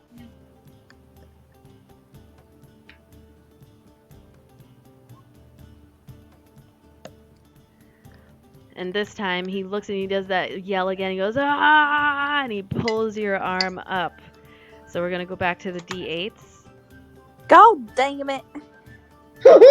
but you get to roll +3, and you're starting to feel it. It's like, oh, this is taking a long time. I'll take It'd that. be perfect if you said that in the middle of the arm wrestle match. God damn it. God damn it. And he's still roaring. He's like, ah, and he pushes your arms, and you're back in the center again. Oh shit. Come on, Micaiah! All right, let's see here. All right. So 1d20. Plus my strength. We're actually going to start to do negatives now. So plus Okay. -1 to your strength. Oh. Dang. Is that because of the hangover? No, because it's Oh, take that, taking a long time. motherfucker. Yeah, so Ooh. you push Oh. his hand down, and you're actually all the way down because he rolled only a 4. Down to the d6s. So do 1d6 plus 3 because you're at. God damn it. God. It's all right. So you rolled a 4, he rolled a 3. So you slam his hand down on the table, and he stands up right away, and he's like, ah! And Yeah. Leah comes over and like pushes him away from the table a little bit, and everyone roars and everything, and she says, Micaiah! And she grabs your hand and pulls it up in the typical kind of winner, and holds it up, and everyone's like, Chicken Micaiah, dinner. Micaiah. And you have won the wrestling contest. Yay! Arm wrestling, very specifically. Woo! Oh my gosh, I'm so excited. The best day. So Can I tackle hugger real quick? Yeah. I want to smack her in the butt. Oh, thank you guys.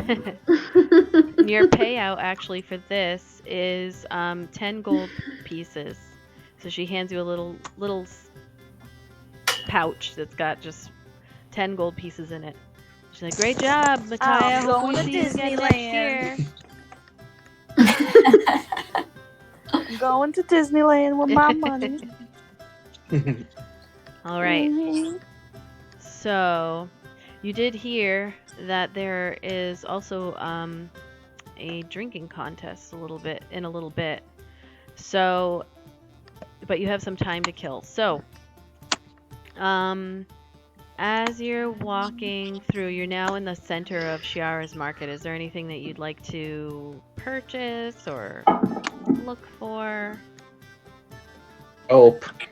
DM, can I ask if Harmony could have directed sales for anything arcane a little earlier, like in our conversation last night? Let's see. Like, Those post-coital conversations involve where to shop. So Harmony, All I hear it's about on my is list. Had I known that it calls. was going to be so sexy, I would have said. Yeah. so Harmony. By the way, I also need to know. Harmony could really only point you to like the market itself. Yeah. There's a lot of different vendors there. If that's what they would have said, is you've got to try your luck there. There's some that are like really good price, and others that are not so awesome. But that's gonna be your best bet. Okay. So go ahead. Is there any way that she would have said, like, go to this guy for scrolls? Spell scrolls specifically? No. So definitely would have mentioned David's store. But in general, some of the vendors that are in Shiara's market come and go. Others set up shop like for a decent amount of time, but they don't shop for scrolls. So Okay. yeah, typically. All right. So as you guys are walking through the market, it's really busy. You kind of get out towards the outskirts here. Let me see here. Whoop.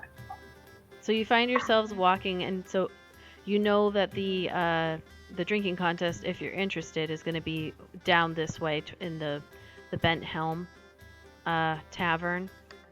So as you're walking along here, you Is that where Anthar will be? no. He's going to meet you guys at the end of the day. Oh, so that's much later or later at 8 o'clock. He'll meet us at the antler, but he won't be at the Bent Helm. Right. Okay. Yeah.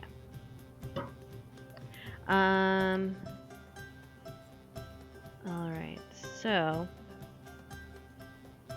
we have a really good drinker in our midst. Ernie. Ernie, shall we? So, sorry, 1 second. I'm just That's all prestige. getting my newts because I have to switch this. A newt. A newt. Where is my newt? I got better. She's a witch. Drown her. Come on, you jerk. Oops. All right. It's a witch. I'm a witch. I'm your wife.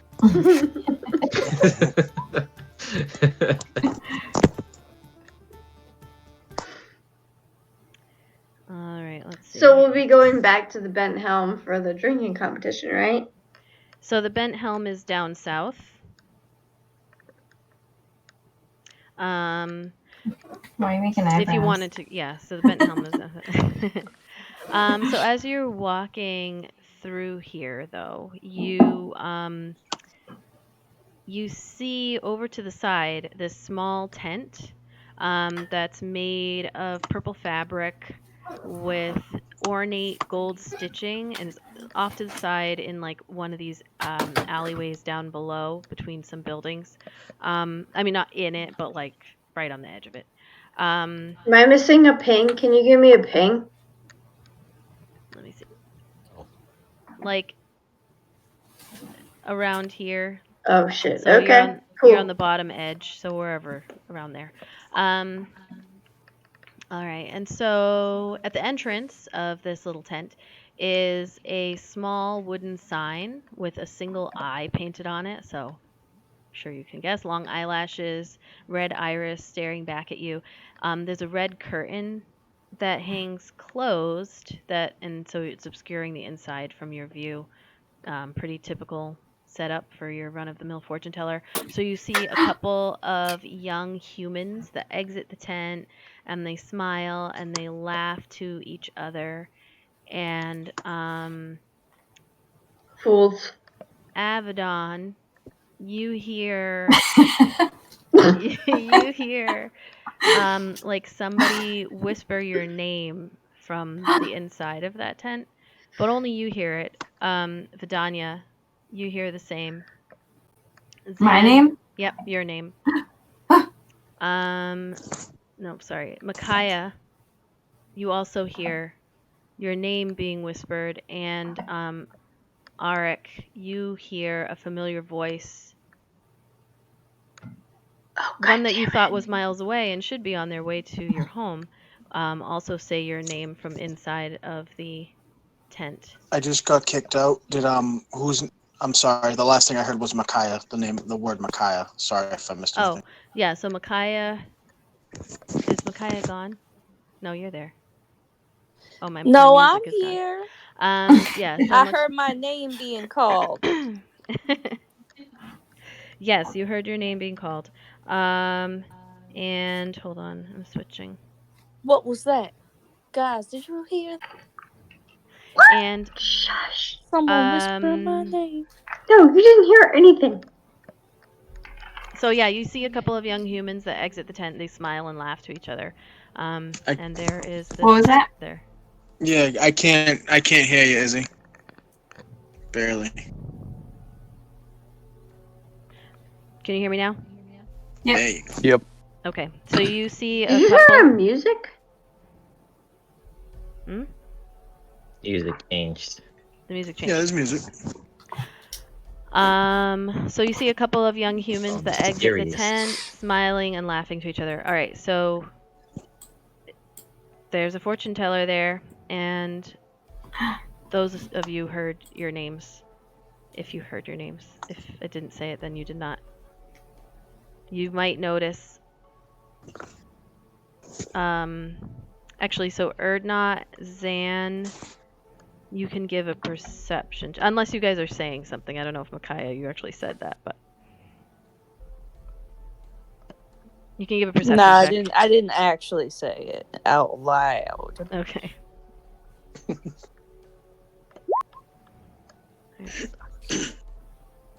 I think I would have easily said, like, did you guys hear that? All right. So you, Zan and, well, so Zan didn't notice right away, but Erdnot, you would have noticed the faces kind of shift in your friends there. And then Abaddon just says it. Did you hear that? I heard something. And I hear whispers all the time. If somebody else says they can hear it, then that's cool by me. Maybe we should go check out this tent. Is that where you heard these whispers from? Mm-mm. Yeah, they're coming from the tent. Oh, I don't know. And I look at the other two who did not hear their names, and I say, "We must be cautious." Agreed. All right. Can we do a perception check, please? What are you looking for? Suspicious. Suspicions. Suspicious. Yeah, you can make a perception check. I need to not be the person to make this kind of thing ever again. I'll do it. Well, you can't. Yeah, I mean, yeah. So you can do it too. I'm suspicious. Yeah, you can both roll, but it'll be suspicious. Each of you. Yeah. So Abaddon, it looks like just a typical, like what you would expect a like hokey kind of fortune teller tent to look like. There's nothing that you see. Vidania, you can roll too. You can make a perception roll. Is this a fortune teller tent? Yeah. Okay. Yeah, Vidania, you take a look from your stand. You guys are about like 15 feet away. You don't see anything. You can kind of smell like incense smell coming from the inside. Sounds like a fart. Weed, bro. Is that fucking Smells like weed, patchouli? bro. This went bad if it smells like a fart. It smells like a pleasant flower incense. Cute fart. Sandalwood. Fairy fart. And everyone who heard their names, you hear your name whispered again, and in the voices that you heard, if you heard a specific voice. I don't like this. I don't like that somebody knows my name over here that I don't know. I'm uncomfortable. Should we check it out? Somebody needs to do it who has more skills than I do, because I don't like this. What? So who's going in? Well, Is anybody I going to go want in? to know what's going on. I'll go in there. I'll go in. All right. Zan will go with them to check it out. Okay. Pushes ahead of them because they're all squishy. So he pushes ahead of them and enters first. Mm. Okay. So I've got 4 coming in. I'll go inside too, just to laugh. I'm not exactly a big believer in fate and fortune telling, but should be funny anyways to him. All right. Abaddon, you're the only one outside. Are you staying outside? Yep. All right. So I need everyone to leave except for Micaiah. So if you could all go to the other chat room. What other chat room? The what? There's a one-on-ones. Go to the one-on-ones. Except for I was Micaiah. like, it's another chat room. Yeah. So we go to the one-on-ones? Yeah, go to the one-on-ones. Yeah, you guys gotta get out. Oh, I don't know how to do that. Just click on Is it. it the player channels? Yeah, just click on one-on-ones instead to move over there.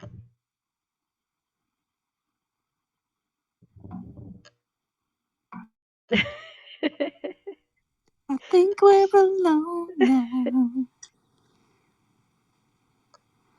Is the music playing What's again? gonna happen? I don't know. I have it down really low. Okay. All right. Because otherwise, that's all I can hear. All right.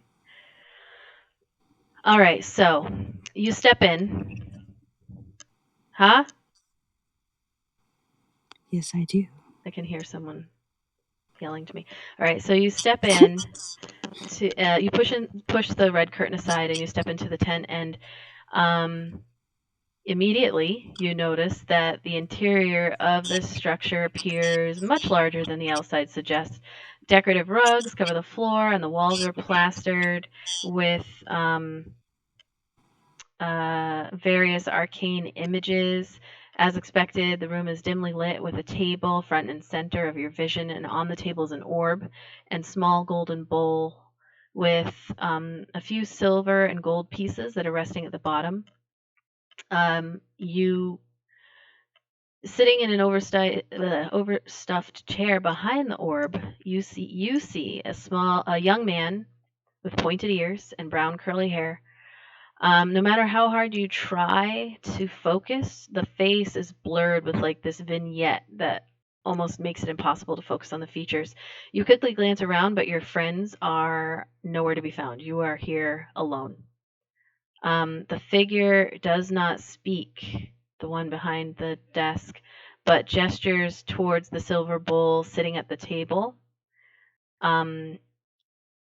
with the money resting in there.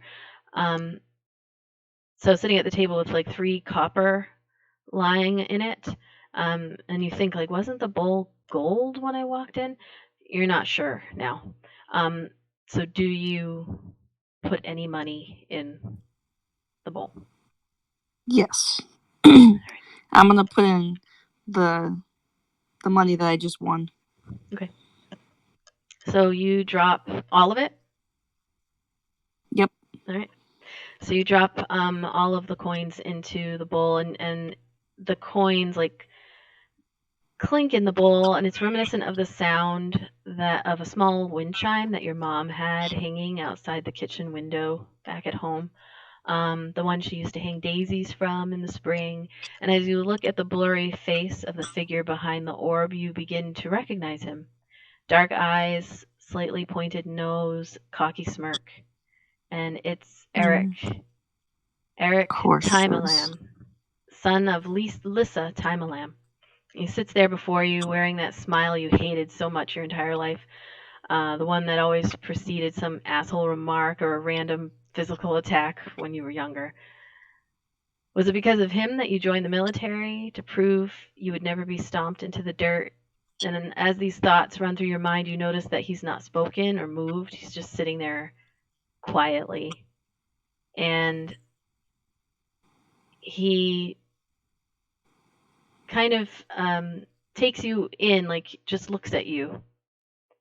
And then you see him slowly stand up. And when he does, you see a deep gash in his stomach that's just oozing blood. And he walks over to you, and he gets very, very close to you and just is staring at you. as you're, I don't know if you sat or stood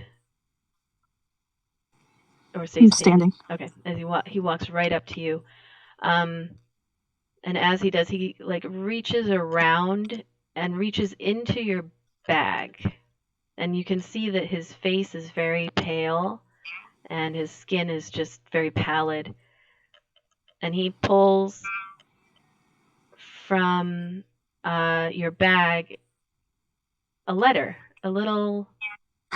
Oh shit. And he hands it Oh to you. shit. And as he does this, as he hands you the letter, his face changes, and it's hard to read what's there now, whether remorse or regret. And then he turns and walks out of the tent, never looking back, and leaving you there in the room by yourself. And Oh shit. so I'm gonna Does that mean I can read it? Yeah, can you actually go into the other chat and tell Vidania to come into this one? Yes, I will do that. Hold on. Thank you. Yay.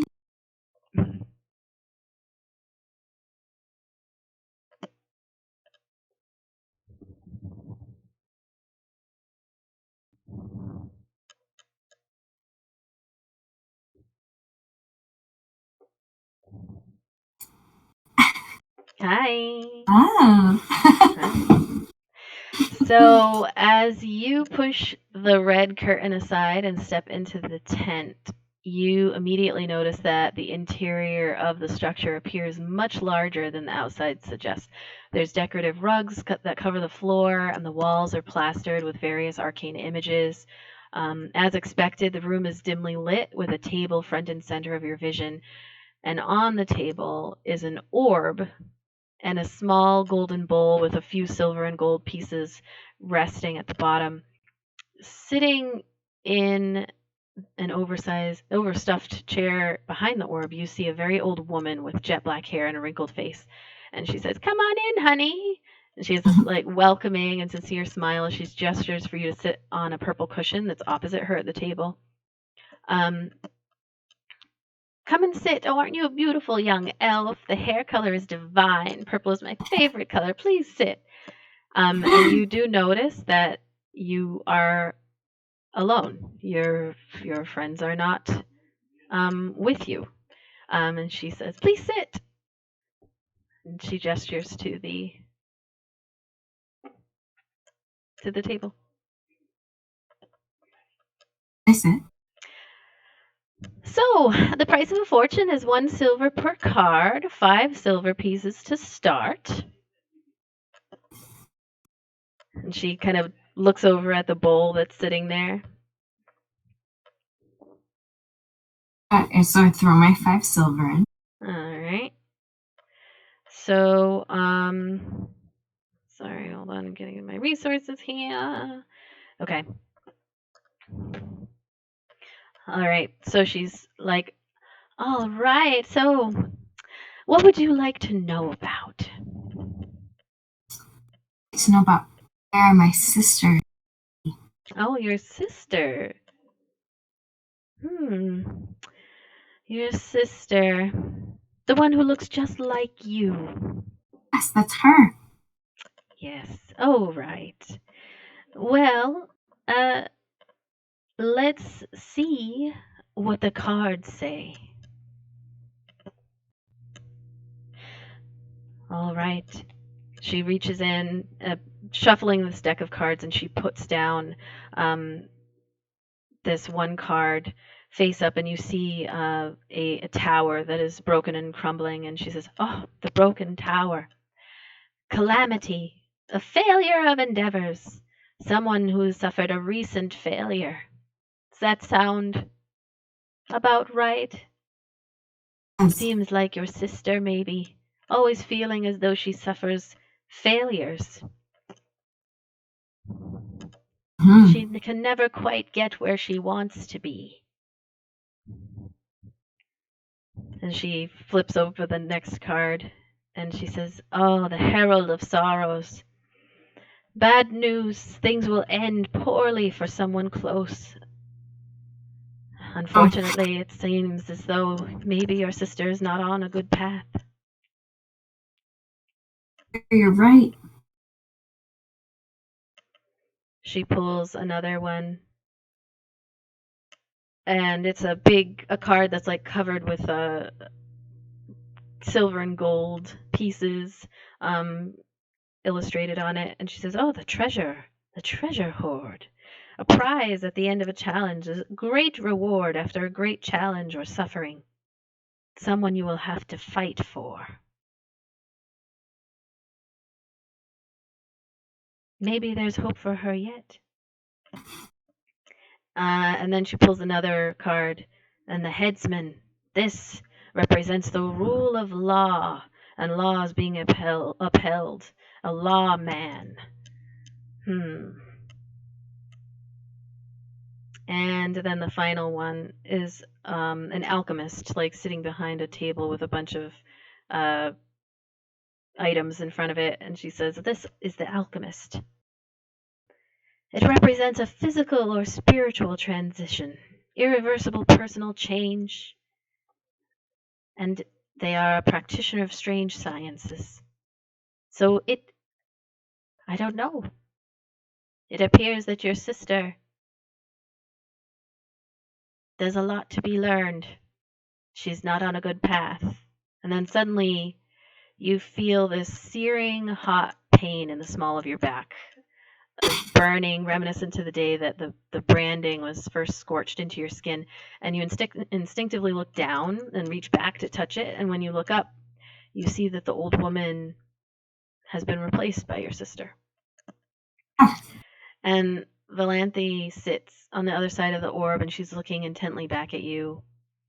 And you barely recognize her. She looks so tired, and her face is shrouded slightly by a dark hood, and she whispers to you, "I cannot protect you, V. If you continue down this path, there will be nothing I can do for you. Please, go back. Go back home." Lampy, I can't. So as you say that... Oh, go ahead. Did you say? No, what did you say? I said go ahead. I can't. I have to help you. I have to save you.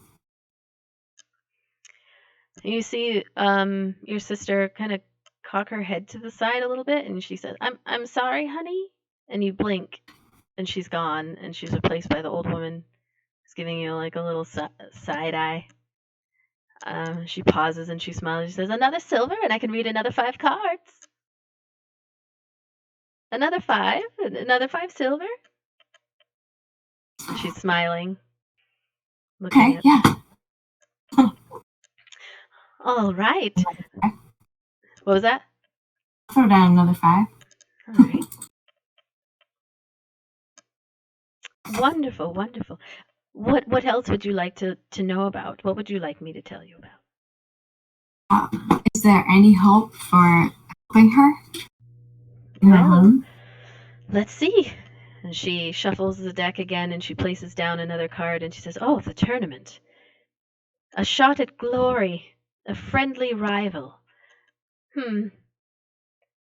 Maybe someone that you know will help you get to your sister." And she pulls another card.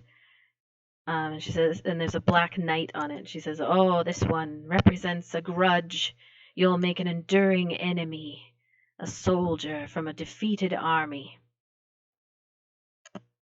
And then she pulls... A soldier from a defeated army? Yeah. She pulls another card. And this time you see snow, like these snowflakes falling in. She says, "This is confusion and obfuscation. You'll remain ignorant or in confusion for some time. Maybe... Do you understand why your sister has done what she has done? That could be it." The next one is this like scary looking demon. She says, "The demon, punishment. All sins are punished. A torturer. I don't know if this is for you or for her. And then finally she flips the last card, and it's a bridge over some water. And she says, "The bridge joining together. Two unlikely things, unexpected alliances, a foe turned friend. This one is good. Perhaps she will join back on your side. But perhaps this is referring to someone you have yet to meet." It's her. Another 5 silver, honey? Another 5? 5 more silver? No, that will do. All right, well, tell your friends about Desdemona the Clairvoyant. I'll give a discount if they mention the beautiful elf with the purple hair. Thank you. All right, and you exit. And if you could send in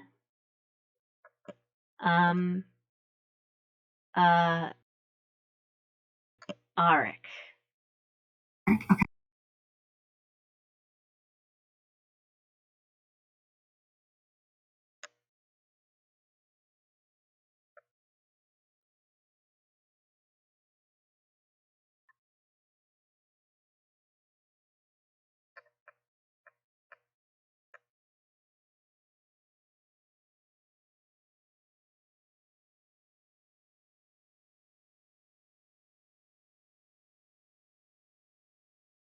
Hi. Can you hear me? Hello. Yep. I couldn't hear you before. Cuba told me that I heard a voice from thousands of miles away. I did not hear that when my chat locked up, so I had to leave and pop back. So that's what I missed.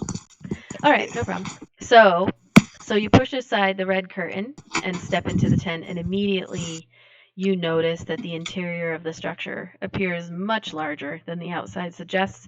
There's decorative rugs that cover the floor, and the walls are plastered with various arcane images. And as expected, the room is dimly lit with a table front and center of your vision. And on the table is an orb with a small golden bowl and a few silver and gold pieces resting at the bottom. And you have just enough time to notice that you are utterly alone in the room. Your friends are nowhere to be seen. And then it all goes black. And it's quiet and still. And then out from the darkness, you hear her voice. Arik. And Leah steps out from the shadows and wraps her arms around you, and everything about her embrace feels familiar and warm. A rush of relief washes over you, and you can't help but hold her close. She's okay. She's safe. You hold each other for years, and when you finally dare to let go, you lean back and see her holding a bundle in her arms, little small coos audible from the swaddling, and you look over Leah's shoulder and you see your parents standing there, radiating with pride. There's nothing but them. Your world is standing before you. And all at once, you watch your father's eyes go wide with terror, and he calls out your name, reaching forward with his hand, and your mother's hand covers her mouth in a scream. And it's then that you feel this deep pressure, like a punch in your kidneys. Another scream, this one from Leah, as your parents rush forward, and then more punches in the small of your back, followed by a sharp pain, and you feel yourself falling backwards onto the ground. And as you watch, shadows from the darkness begin to advance upon your family, and you're watching helplessly from the ground. You hear screams and shrieks and the wailing of a baby, and it fills your ears as your world disappears in a swirling of darkness, and then it goes quiet again. And then, just in your left ear, a familiar voice. I will never stop. And your eyes open, and you're lying outside the front door of the tent. And Abaddon is kind of looking at you like, what the fuck? And if you could go back into the chat and bring Erdna and Zan, both of them at the same time. Tell them to Yeah. come in here. Mm-hmm. All right, be right back. I did not like that. I'll be right back. Well, I'll tell them.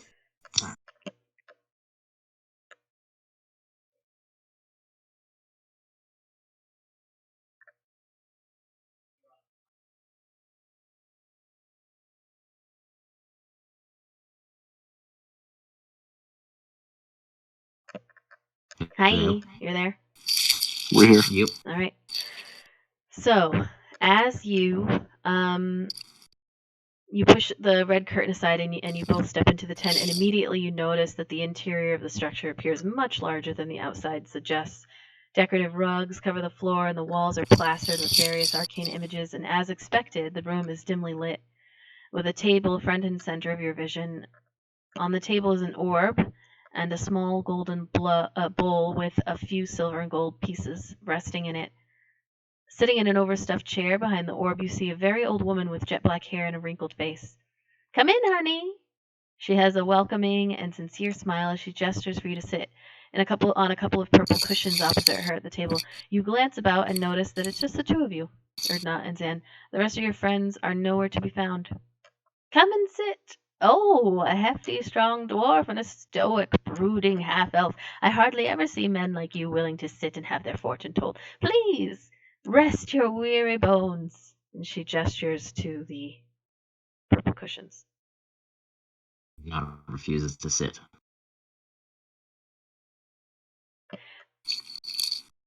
Does Zan sit? Zan takes a seat.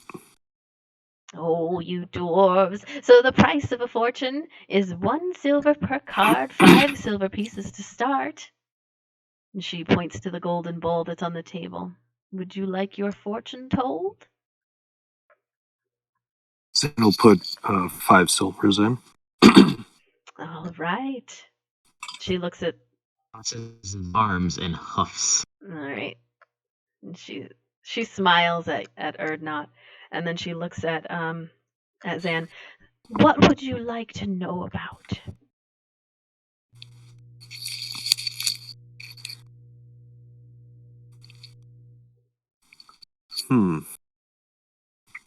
Anything in particular? We can just see what the cards have to say. Why don't we see what the cards have to say? All right, let's do that. And so she shuffles the cards, and then she draws the first one and places it down, and you see like this radiant woman that's kind of rising up out of ashes, and she says, "Reincarnation. This card represents new beginnings, the start of a new life, someone who has undergone a recent transition. This seems as though it may be relevant to you." Let's see what the second card is. She places that down, and there's this king. And she says, "The Viridian King. Consequences. Someone you have wronged will have their revenge. Perhaps someone with a personal grudge against you." And she's kind of looking at your face to see if there's any reaction as she's talking. She said, "Let's look at the third card," and flips it over, and there's this illustration of a bunch of wasps. And she says, "The wasps. Mass hysteria, mob rule, an outcome that will be decided by the crowd, or a group, or a mob." Interesting. Then she flips the next card, still looking at your face as she goes, and it's these like rolling sand dunes, and she says, "The desert. This card represents loneliness and isolation, a struggle that must be faced alone."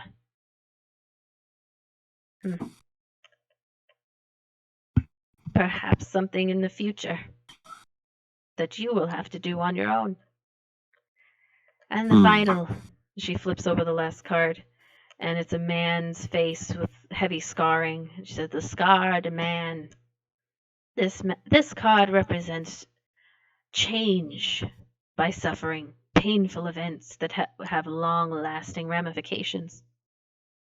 Someone who carries the physical or mental marks of a great wrong." And she looks at you. She glances over at Erdnot to see if he's got any reaction to what she said.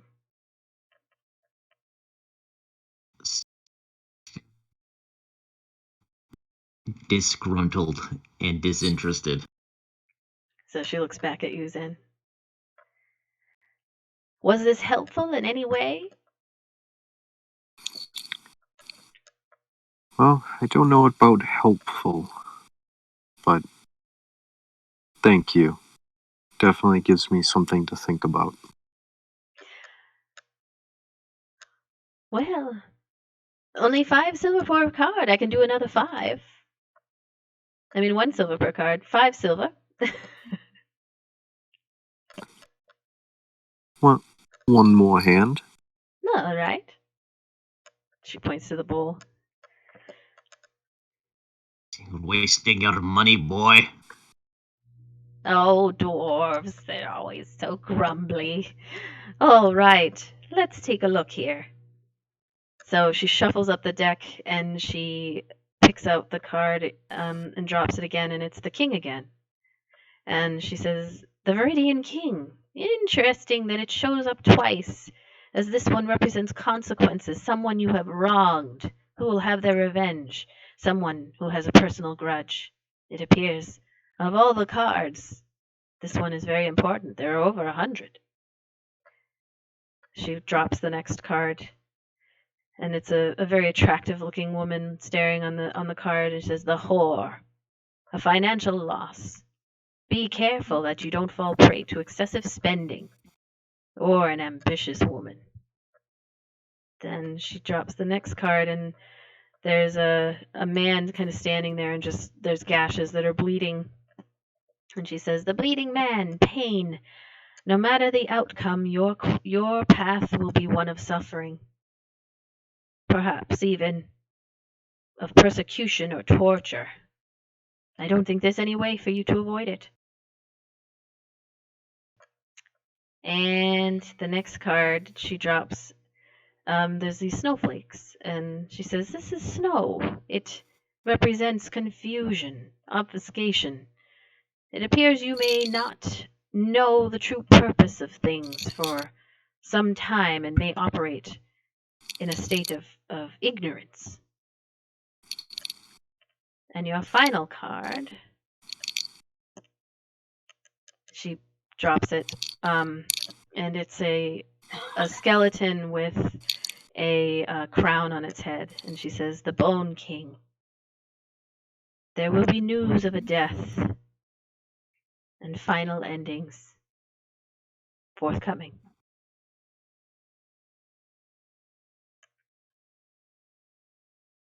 So she looks at you very well. I've seen happier fortunes, I'll just say.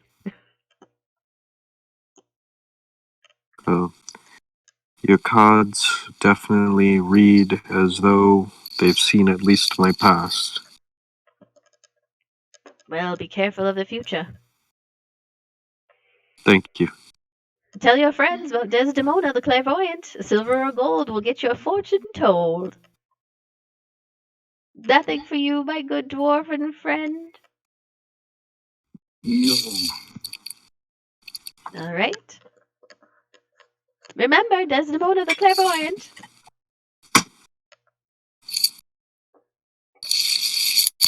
All right. So you can actually, could you get everybody else back? Yeah. Oh, I guess Yeah, he'll jump over.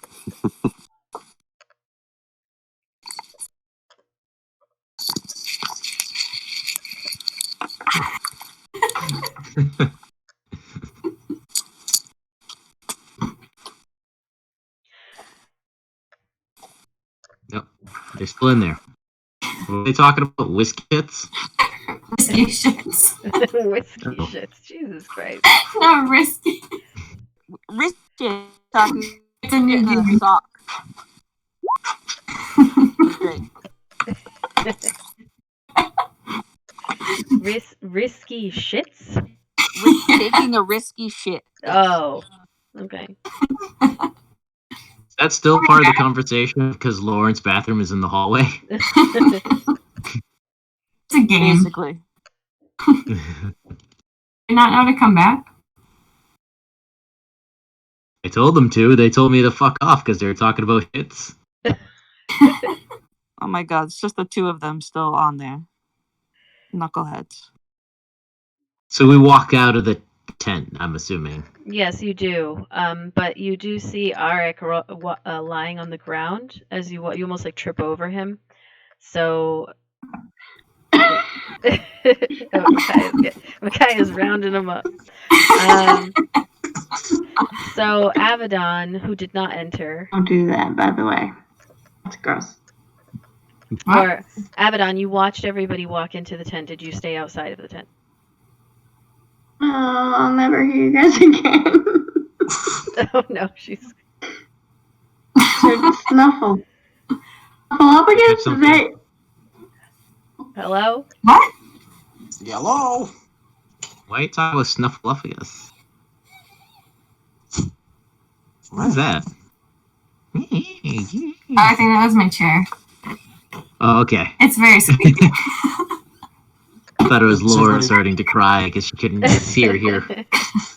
Sounds about right. Okay, you can hear me now. All right, so Abaddon. Can't see or hear. She's lost it. Computers. All right, let me get my music Is going. that Native American? It's a rain. Somebody has a rain stick. Somebody has a rain stick. That's what I'm thinking. Micaiah, is that you? I feel like it's Micaiah for sure. Oh, it's me. All right, so Abaddon, you saw everybody go into the tent. Did you stay outside of the tent? I'm just confirming. What's that? What's that? Can you hear me? You hear the music. Abaddon, can you not hear me?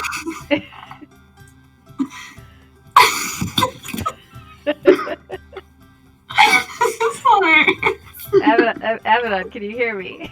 What do you see? I don't think she can hear me.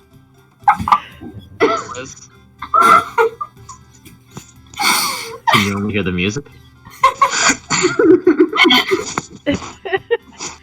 Could she? Lauren, can you hear me? I don't know if she can hear anybody.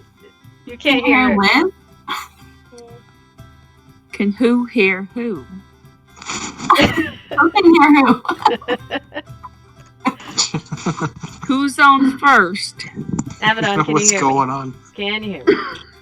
What's She on cannot second? hear me. She can't hear me at all. Abaddon. Pressing a different button. Son of a bitch. Oh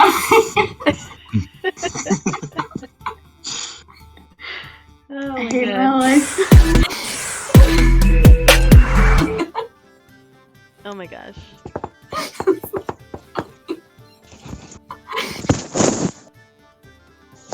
don't know what she's like pressing. Well, my screen is completely. While I wait for her. Can you hear me? I can hear you. Hello? I'll hear her. Hello. Hello. Oh, hi. Can you hear me? Yes. All right. Hey, Okay. Liz. Hi. Were you talking to me? I was. Oh, you were. Hi. Yeah, no. This Oh, Rachel is, like, texted me. screws up the thing. Let's do table Huh? only. Okay. So I just wanted to confirm before I move on. So you watched all of your friends walk into the tent. Did you stay outside? You did not go in. Confirmed. Okay. All right. So as you were standing there, you watched everyone walk in, and then maybe like 3 to 4 minutes goes by, and you suddenly watch Arik stumble backwards out of the tent and fall down on the ground, kind of at your feet. But he's not really looking at you. He's just lying there and looking like terrified. And then within a couple seconds of that, everyone else just starts coming out of the tent, but you guys almost all trip over Arik as you're walking out. So you kind of like one by one come out as and see Arik on the ground. Zan's gonna help Arik to his feet, ask him if he's alright. One arm. Well, I don't ask if he's alright. And take your hands and, let myself get pulled back up and just shake my head silently. I've seen a lot of things, seen a lot of weird things, but this one kind of really fucked me up in a deep way. I wouldn't say that you would get that from the look in my eyes, and I would just shake my head like I'm not going to talk about it, but like, Jesus Christ, almost PTSD style. Todd looks back at the tent, shakes his head, and mutters, "Witch," as he spits on the ground. So let's see here. Abaddon, you can give me another perception check as you look at each I'm sorry. person. I closed all that down. Or actually, here's a better question. You don't have to roll it. Is anybody hiding like how they feel? Because I will describe your faces. I think it was pretty clear how I felt. No, Zan's not hiding. I'm hiding mine. Okay. Make a deception roll for me. Vidania, what about you? I'm hiding it. All right, you can both Deception? make deception. Yeah. All right, so I'm making a deception roll? Yep.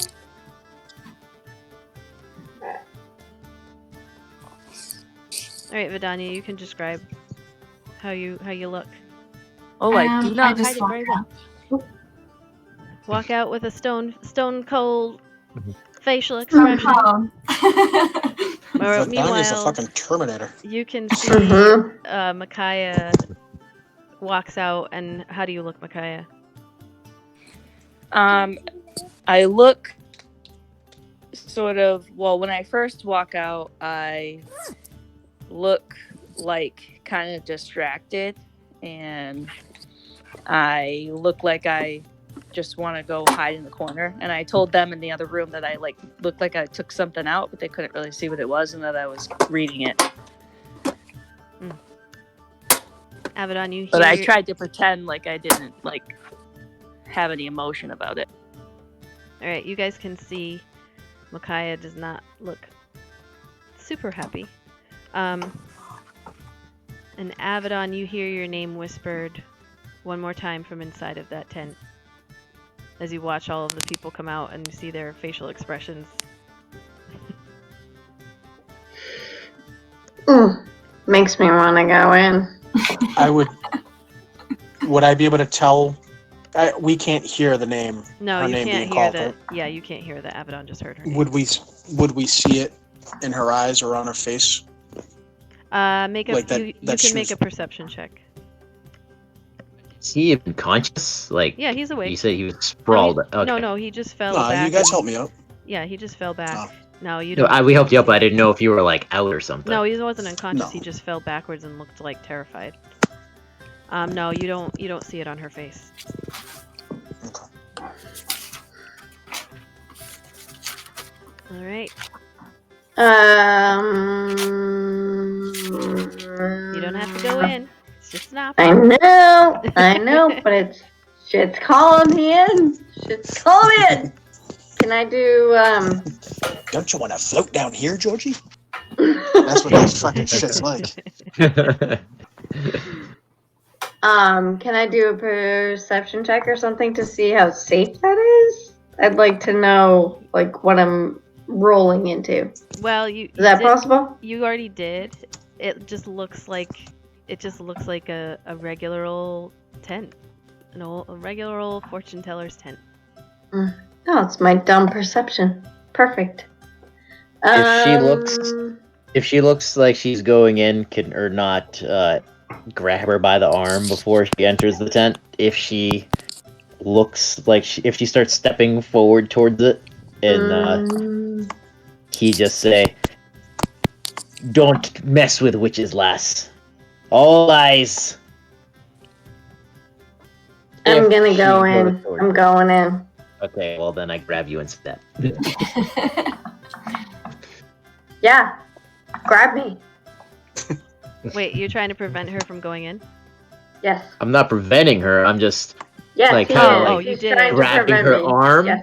And like Oh, she you're just steps forward, warning I her just want as to she kind of walks. grab her arm and just say witches are bullshit. Okay, all right. I didn't know if you said that and then like tried to prevent her from going in. You were just telling her that. Yeah. If she wants to go in and knock herself out. All right.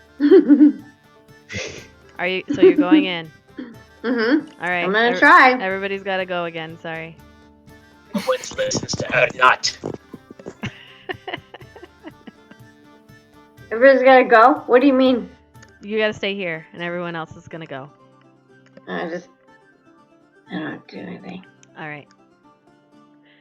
So, inside, you push the red curtain aside, and you step into the tent after seeing all of this, after watching Arik fall out and watching the expressions on everyone's faces as they came out.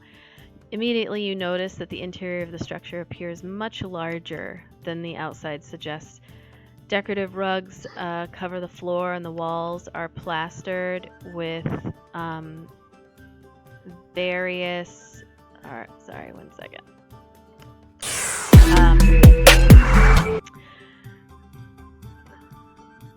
Let's see here. Various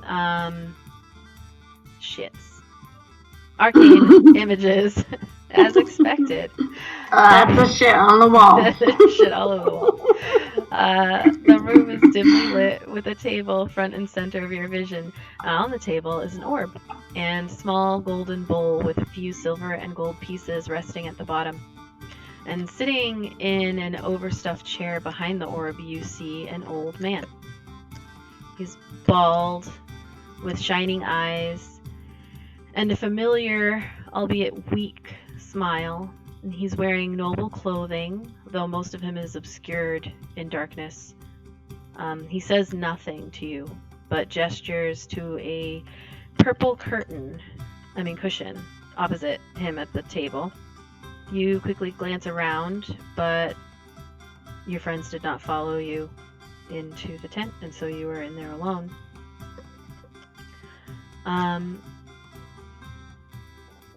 What do you do? He, an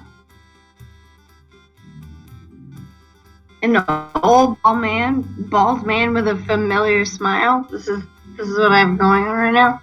Yeah, so there's just this older man, bald head, smile, like a weak smile. Like I said, he said nothing, but he gestures to that purple cushion that's opposite him at the table. Can I ask him why he called for me? I'd like to ask why he's calling for me. He doesn't say anything. He just looks at you and then does that the same gesture again of like, please sit.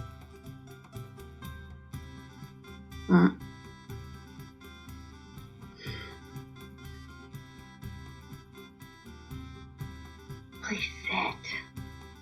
I'm not by myself.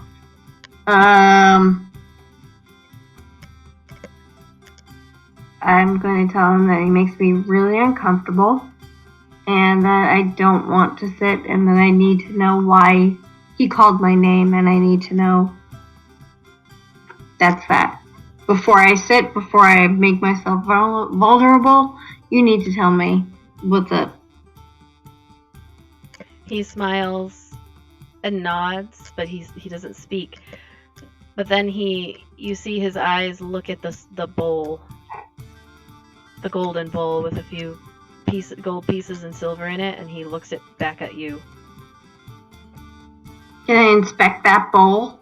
Yeah, it's just like a gold. It's like where you pay to get your fortune told, basically. Oh, it's just that. Okay. How much, my friend? He doesn't say anything. He's just looking at you. You get the impression that it doesn't matter. Okay. I'm nervous about sitting, but I'll sit. Okay. Anxiously. Do you put any money in the bowl? No. Nope. He just kind of stares at you. He looks at the bowl again. I thought you said a thing, dude. He gestures okay. to the bowl and like nods. I'll put a piece of gold in then. All right. So the gold like clinks and it goes in the bowl, and his smile like falters a bit, and you start to see a few tears fall onto his cheeks, and he starts to speak. And one thing that you do notice as you're looking, like every time you kind of go to blink, for a split second you see his face like twists into a man like screaming in agony, but when your eyes open it's very quick. It's like almost like you're seeing things, but when you look back at him he still has that little smile, and he starts to speak, and he says, "Fate touched you 50 winters past. My best intentions gone astray. A contract sealed, a hellish laugh. My sept was cursed from that day forth.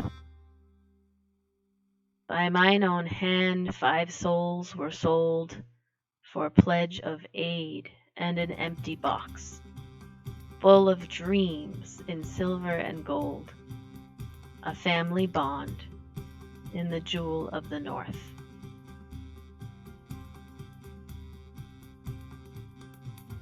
And he just looks at you and he smiles.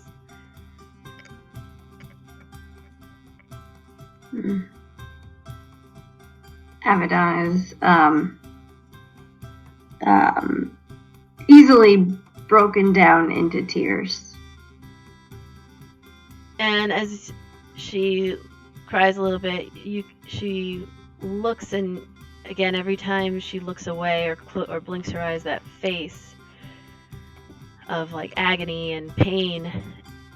But when looking directly at him, he has like this look that's a mix of pride as he looks at her, and also just profound remorse. And then as she's sitting there, his mouth opens and he just starts to scream, and it's low at first, but then it slowly ascends into this unbearable shriek that causes the items in the room to shake and the glasses start breaking, and he's just going, "Ah!" And you have no choice at this point but to cover your ears and escape from that room as this shrieking is just like tearing into your brain. And the moment that you step outside of the tent, the shrieking stops. Can I scream back at him? As you're running? Yes. Sure. I will do that. And I will leave the tent.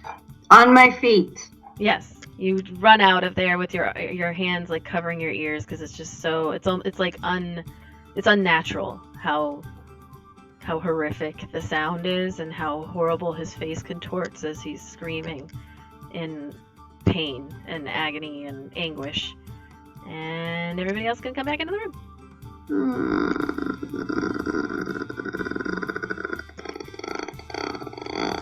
One sec. Okay. Oop. All right, you can come back in. All right. Oh, yay, we're back. I can hear the music. So you guys... Holy fuck, that music was so loud. Turn it down, man. I had it turned down before, but for some reason when I came back in, it was at like 3/4 of the way up. I'll change the default so it's lower. So as you guys are all standing there, you watch Avedon come out, and she's got her ears covered with her hands as she like runs out of the tent very quickly, and then looks at you all. Says, Warned you about witches. Abby, are you okay?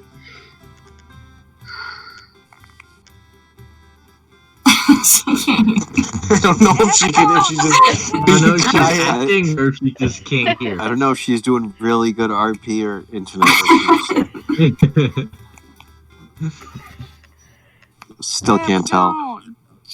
Abaddon? You alright?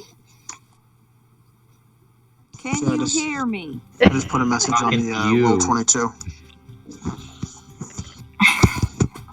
"Are you talking, Avedon?" Nope. Plug your headphones back in. Hey guys. Hi. Hey. Can you hear us? I can never tell if she's messing with us or not. I don't think she can hear us. I asked you if you're alright. Are you alright? We'll be fine. And I told you not to trust witches. Oh, I warned you of witches. No trust involved. That was. We have plenty of time to celebrate. I say we do it. All right. So it's 12:30. So that's where we'll end, where you guys all kind of looking at each other like, all right, and heading off to go do some drinking at the drinking contest.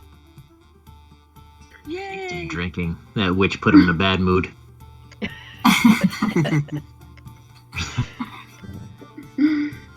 All right. Alright. Yay! Happy Mother's Day to all the moms that are on here. Yes, happy Mother's Day to all the moms and the dads. And the dads that are moms. And the dad. And the cat moms. Hello. And the cat moms. Furry moms. I mean, not furries, but you know what I mean. That's cool. I'll wear the uniform. See what it is? It's usually a big costume, but she called it a uniform, so that makes me think it's really part of her life. She does it for work. It's a I'll side never gig. say no. Closet. Squirrel. Which one? I feel like it's squirrel. Oh, that'd be Squirrel. so cute. With the little curly tail. All right. gosh. I would have figured You're something right. out if you Alright. didn't go in that tent, but I'm glad you did. What'd you say? I said I would have figured something out if you didn't go into that tent, but I'm glad you did. It was calling us. We had to. Like literally by name. Literally. All right. Well, everyone have a good night. My mom Alright, got guys. us IHOP for breakfast. Oh, So What? yay. for my Mother's Day gift. It's literally full of IHOP. Yeah. Wow. So we don't have to do Nice. breakfast in the morning. Yay. That's awesome. And then Bye, she's getting her everybody. mom a black So whale we, Yeah. in the evening. Night, Micaiah. Good night. night. Yay. So I'm we glad Mama are will we be gonna here. are we gonna try for what was it, Tuesday? Yay. I'm trying to remember what nights we usually do. Tuesdays and Yeah, right. Saturdays. Tuesdays, yeah. Thursdays, Saturdays. Tuesdays and Saturdays. We can try to do Thursdays too. Cool. It really depends on kids sleeping. I'm honestly surprised that that baby has stayed asleep and that Ben didn't wake that's up. great. Because like when he goes into like he fell asleep in like 5 minutes, and like when he falls asleep that fast, he usually wakes up like from like a nightmare or something within 30 minutes. But I don't know. Yeah. It's So a are we continu- harvest time miracle. It is. Are Although we, that baby probably is all wet. Oh, What'd you say? I'll let you know. Yeah. That's not a miracle. That's ground. Are we going to continue any of this in the downtime RP, or are we waiting until Actually, Tuesday? you know what? We can do the drinking contest in the downtime RP since it's going to be a little bit in Discord. If you want. That's what you want us to do. Sure. That's your call. As everybody, I don't know who's watching, but I am altering. I'm building the channel, and you can watch me learn how to do this. Oops. For the next few minutes. I know I'm one of the 4 viewers. I'm one of them too. I've been using the picture-in-picture, so I've been able to see a couple of you throughout this, but it's like really hard to see because it's like really tiny on my iPad Mini with the picture-in-picture. Well, good, because I've screwed up a few times. I watch, but I don't know how. So Twitch.tv/Izzy Beth with a 3. Yeah, it'll change in 2 months when they let me. I will change it to the NAT30s. So it's twitch.tv.izzybeth. Twitch. I think .tv//Izzy. You just go to Twitch and type it in. Yeah. You can see us right now? No, I took you guys off because there's only a few of you on right now. And that's just with 3 of us? I have not figured out how to, since we're using Discord, I'm still... It says 80, we've had 87 views. 87? Like, that's total for the whole time, not like 90. consistent. It says That's 90. pretty good. It says 92. That's a lot of people. Yeah, people have popped in. I don't think that we have... Word is spreading. I'm watching the numbers go up live. It just went up to 7. This is awesome. The bums of greenness. Yeah, people can watch me build the actual thing, and I don't have a freaking webcam yet, so I know that the chat box, like I can get the chat box. Nobody has to stay here while I do this. I'm just building. I like listening to it. I don't know what any of it means, and I like you guys mostly.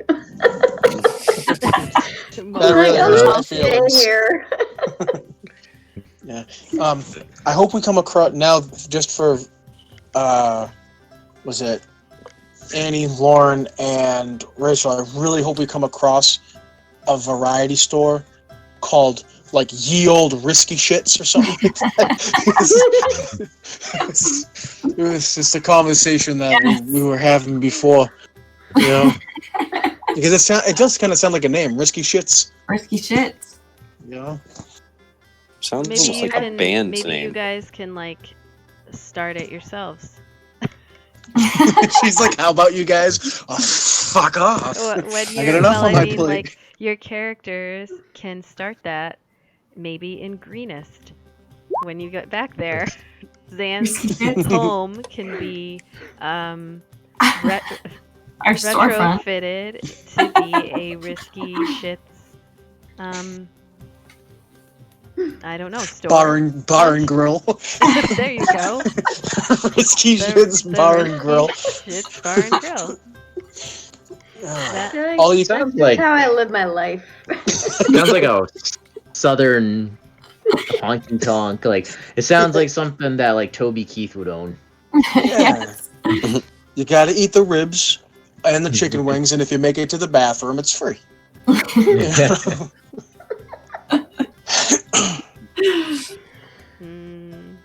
Good times, Risky Shits. I like it. Good times and risky shits. Risky Shits and good times. Woo! The bums of greenness. It all works. It all Risky Shits, but you know. Circle. Why does it sound so good? Risky What was that? Like, why does the bums of greenness sound so good? I don't know. Am I wrong? Well, I think it's because you have bums on the mind all the time. Always. Always about bums. That and when Is you that say, in that or Tushy Patrol? Tushy Patrol.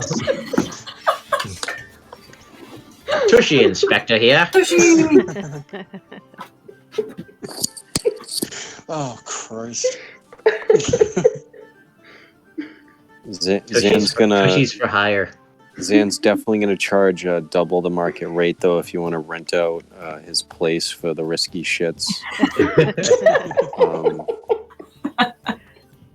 Just because the name alone makes him weary if he's ever gonna be able to sell the place after you're done. Nope, you won't. You'll have to level the building after all the bathroom business that goes on. There's an odd stench just seeping into the wood. It's just down the hallway towards the bathroom. It's just going to be a brown runway. Oh, Jesus. So gross. Oh, I'm a she-devil and you people don't have indoor plumbing? Give me a break. Oh no, that's where the people the people who don't make it to the bathroom and have to pay full price. That's what happens. Mm-hmm. They get halfway down the hallway and they lose it. You pay double for cleanup. Exactly. That's why it's risky. You know? Oh, let's see. I'm screwing this up. Eh? I'm just talking to myself out loud so everybody can hear me. Apparently. Liz, Yeah. did you just shit in the hallway? That it was risky? not me. That was not me. Was Sorry, it, baby. Today. Liz, did you just risky fart? No. That's a different game. That's a whole other gamble. Nobody wins that game.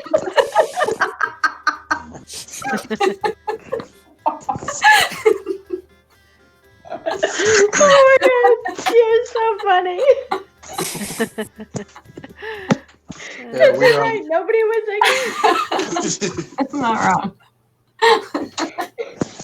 We were talking when some of you guys were in the real chat. This is what you're talking about. And I love it. that's where the whole thing came from. Where I can't remember how the topic came up, but eventually it went to shitting behind a dumpster. and the way Lauren, Rachel, and Annie all laughed, I was like, oh my god, they've all done this. I thought, I was like, oh, I'm alone, but nope. The way they laughed, it was just too personal. You're not alone. I was like, oh, camaraderie. This is what brings the team together.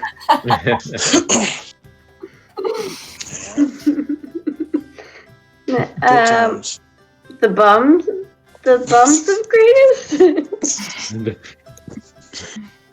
Or the bum of greatest? What are you at, a Slayer show again? Is the first one with a question mark at the end? Yeah. The bums? Of greatest! Oh, you guys are trying to come up with a name? No, that's the name, I think. I think we're on this. We'll sleep on it. What do you think about it? Because it's funny. I think it's really funny now, but I think the first time we go into a town and they go, the vaunted bums of greenest. Ooh, what if we the brave, the bold, the bums of greenest. Jesus Christ. That's so funny. What if we Okay.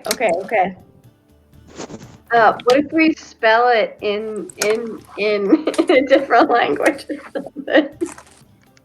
See, that's what I was saying. I was like, if bums means heroes in like Dwarvish or like infernal, that's perfect. Oh. But maybe a little incriminating, because if we're...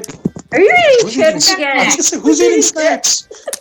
No, they're M&M's with the resealable bag because I can't Son just of a buy bitch. like a single serving.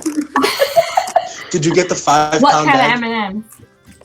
The The giant one that has a Ziploc bag on the top, yes. Are they peanut M&Ms? Peanut butter. Actually, no, they are peanut butter. Yes. Peanut butter is the Oh, those best. are the best. Dude, the pretzel ones are good too. Yeah, those are good. Oh yeah, those are There- slamming. And there's caramel in the cupboard. Oh, caramel Stop ones can go fuck Do you themselves. have all No, the delicious M&Ms though? Those are good ones. I went shopping today.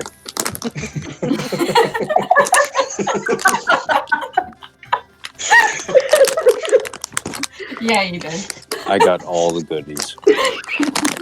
That's it. We're pandemicking together next We're on time. Zan's next pandemic. Yep. He's Where's got the Zan? selfies. We're Zandemicing. It's awesome. I had nachos for dinner. You fucker. Yep. Son of a bitch. What's that? Are you guys getting fat too? Yeah. I gained 5 pounds. Yeah, Sucks. there was close to a I'm pound serious. of cheese that we put onto the tray of nachos, and I am not lying. Oh shit. Whoa. All right. I really think I've gained literally 10 pounds during this whole fucking thing, and it makes me so depressed. Easily. I've staged out of some pants. You've moved on from some bitch. Well, seeing Yeah. as how I don't eat fast food at all anymore, I'm probably losing weight. Oh, all you're eating is M&Ms and working. Shut up, Dan. No, it's really hard because I have to eat so much to maintain weight. If I don't, I lose weight, and everyone's like, "What's going on?" Oh yeah. I'm like, everyone's like, "Are you trying to lose weight?" I'm like, "No, I just don't have enough time to eat." It's pretty true. I mean, I remember one time I was looking at him and he was just, I was like, dude, are you on meth? Like, are you on fucking drugs? Like, what's going on? I was like, dude, you're like 140 pounds and you should be like more built than this. What's going on? He's like, I just don't eat now. Just didn't eat Like, breakfast. yeah, exactly. Like, no, it used to be ridiculous for me to, when I was working out, weighing 180, 90 pounds, the amount of calories a day I had to eat. It was ridiculous. I have 6 protein shakes and about 6 meals Oh just my to God. maintain. I was working out like 4 hours a day. So it was, Hey. and working, and actually working a 40-hour-a-week job in construction. Jesus. It was every time I left the house, I would hit a drive-through because I needed to keep eating.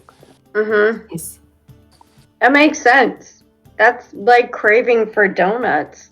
Like in the Oh, it middle of was- the day, like at 1 o'clock in the afternoon at lunch. I'm like, oh, I have 20 minutes. I need a donut right now. And then I'll get 5 of them. And then I'll scarf them. Well, if you're going to do that, you might as well get the half dozen, Yeah, just get 6. get the 6, and you need something to wash it down with. Why would you get 5 donuts? See, that's what I know. She's a like, lot of... Well, well, she has to have some kind of self-control.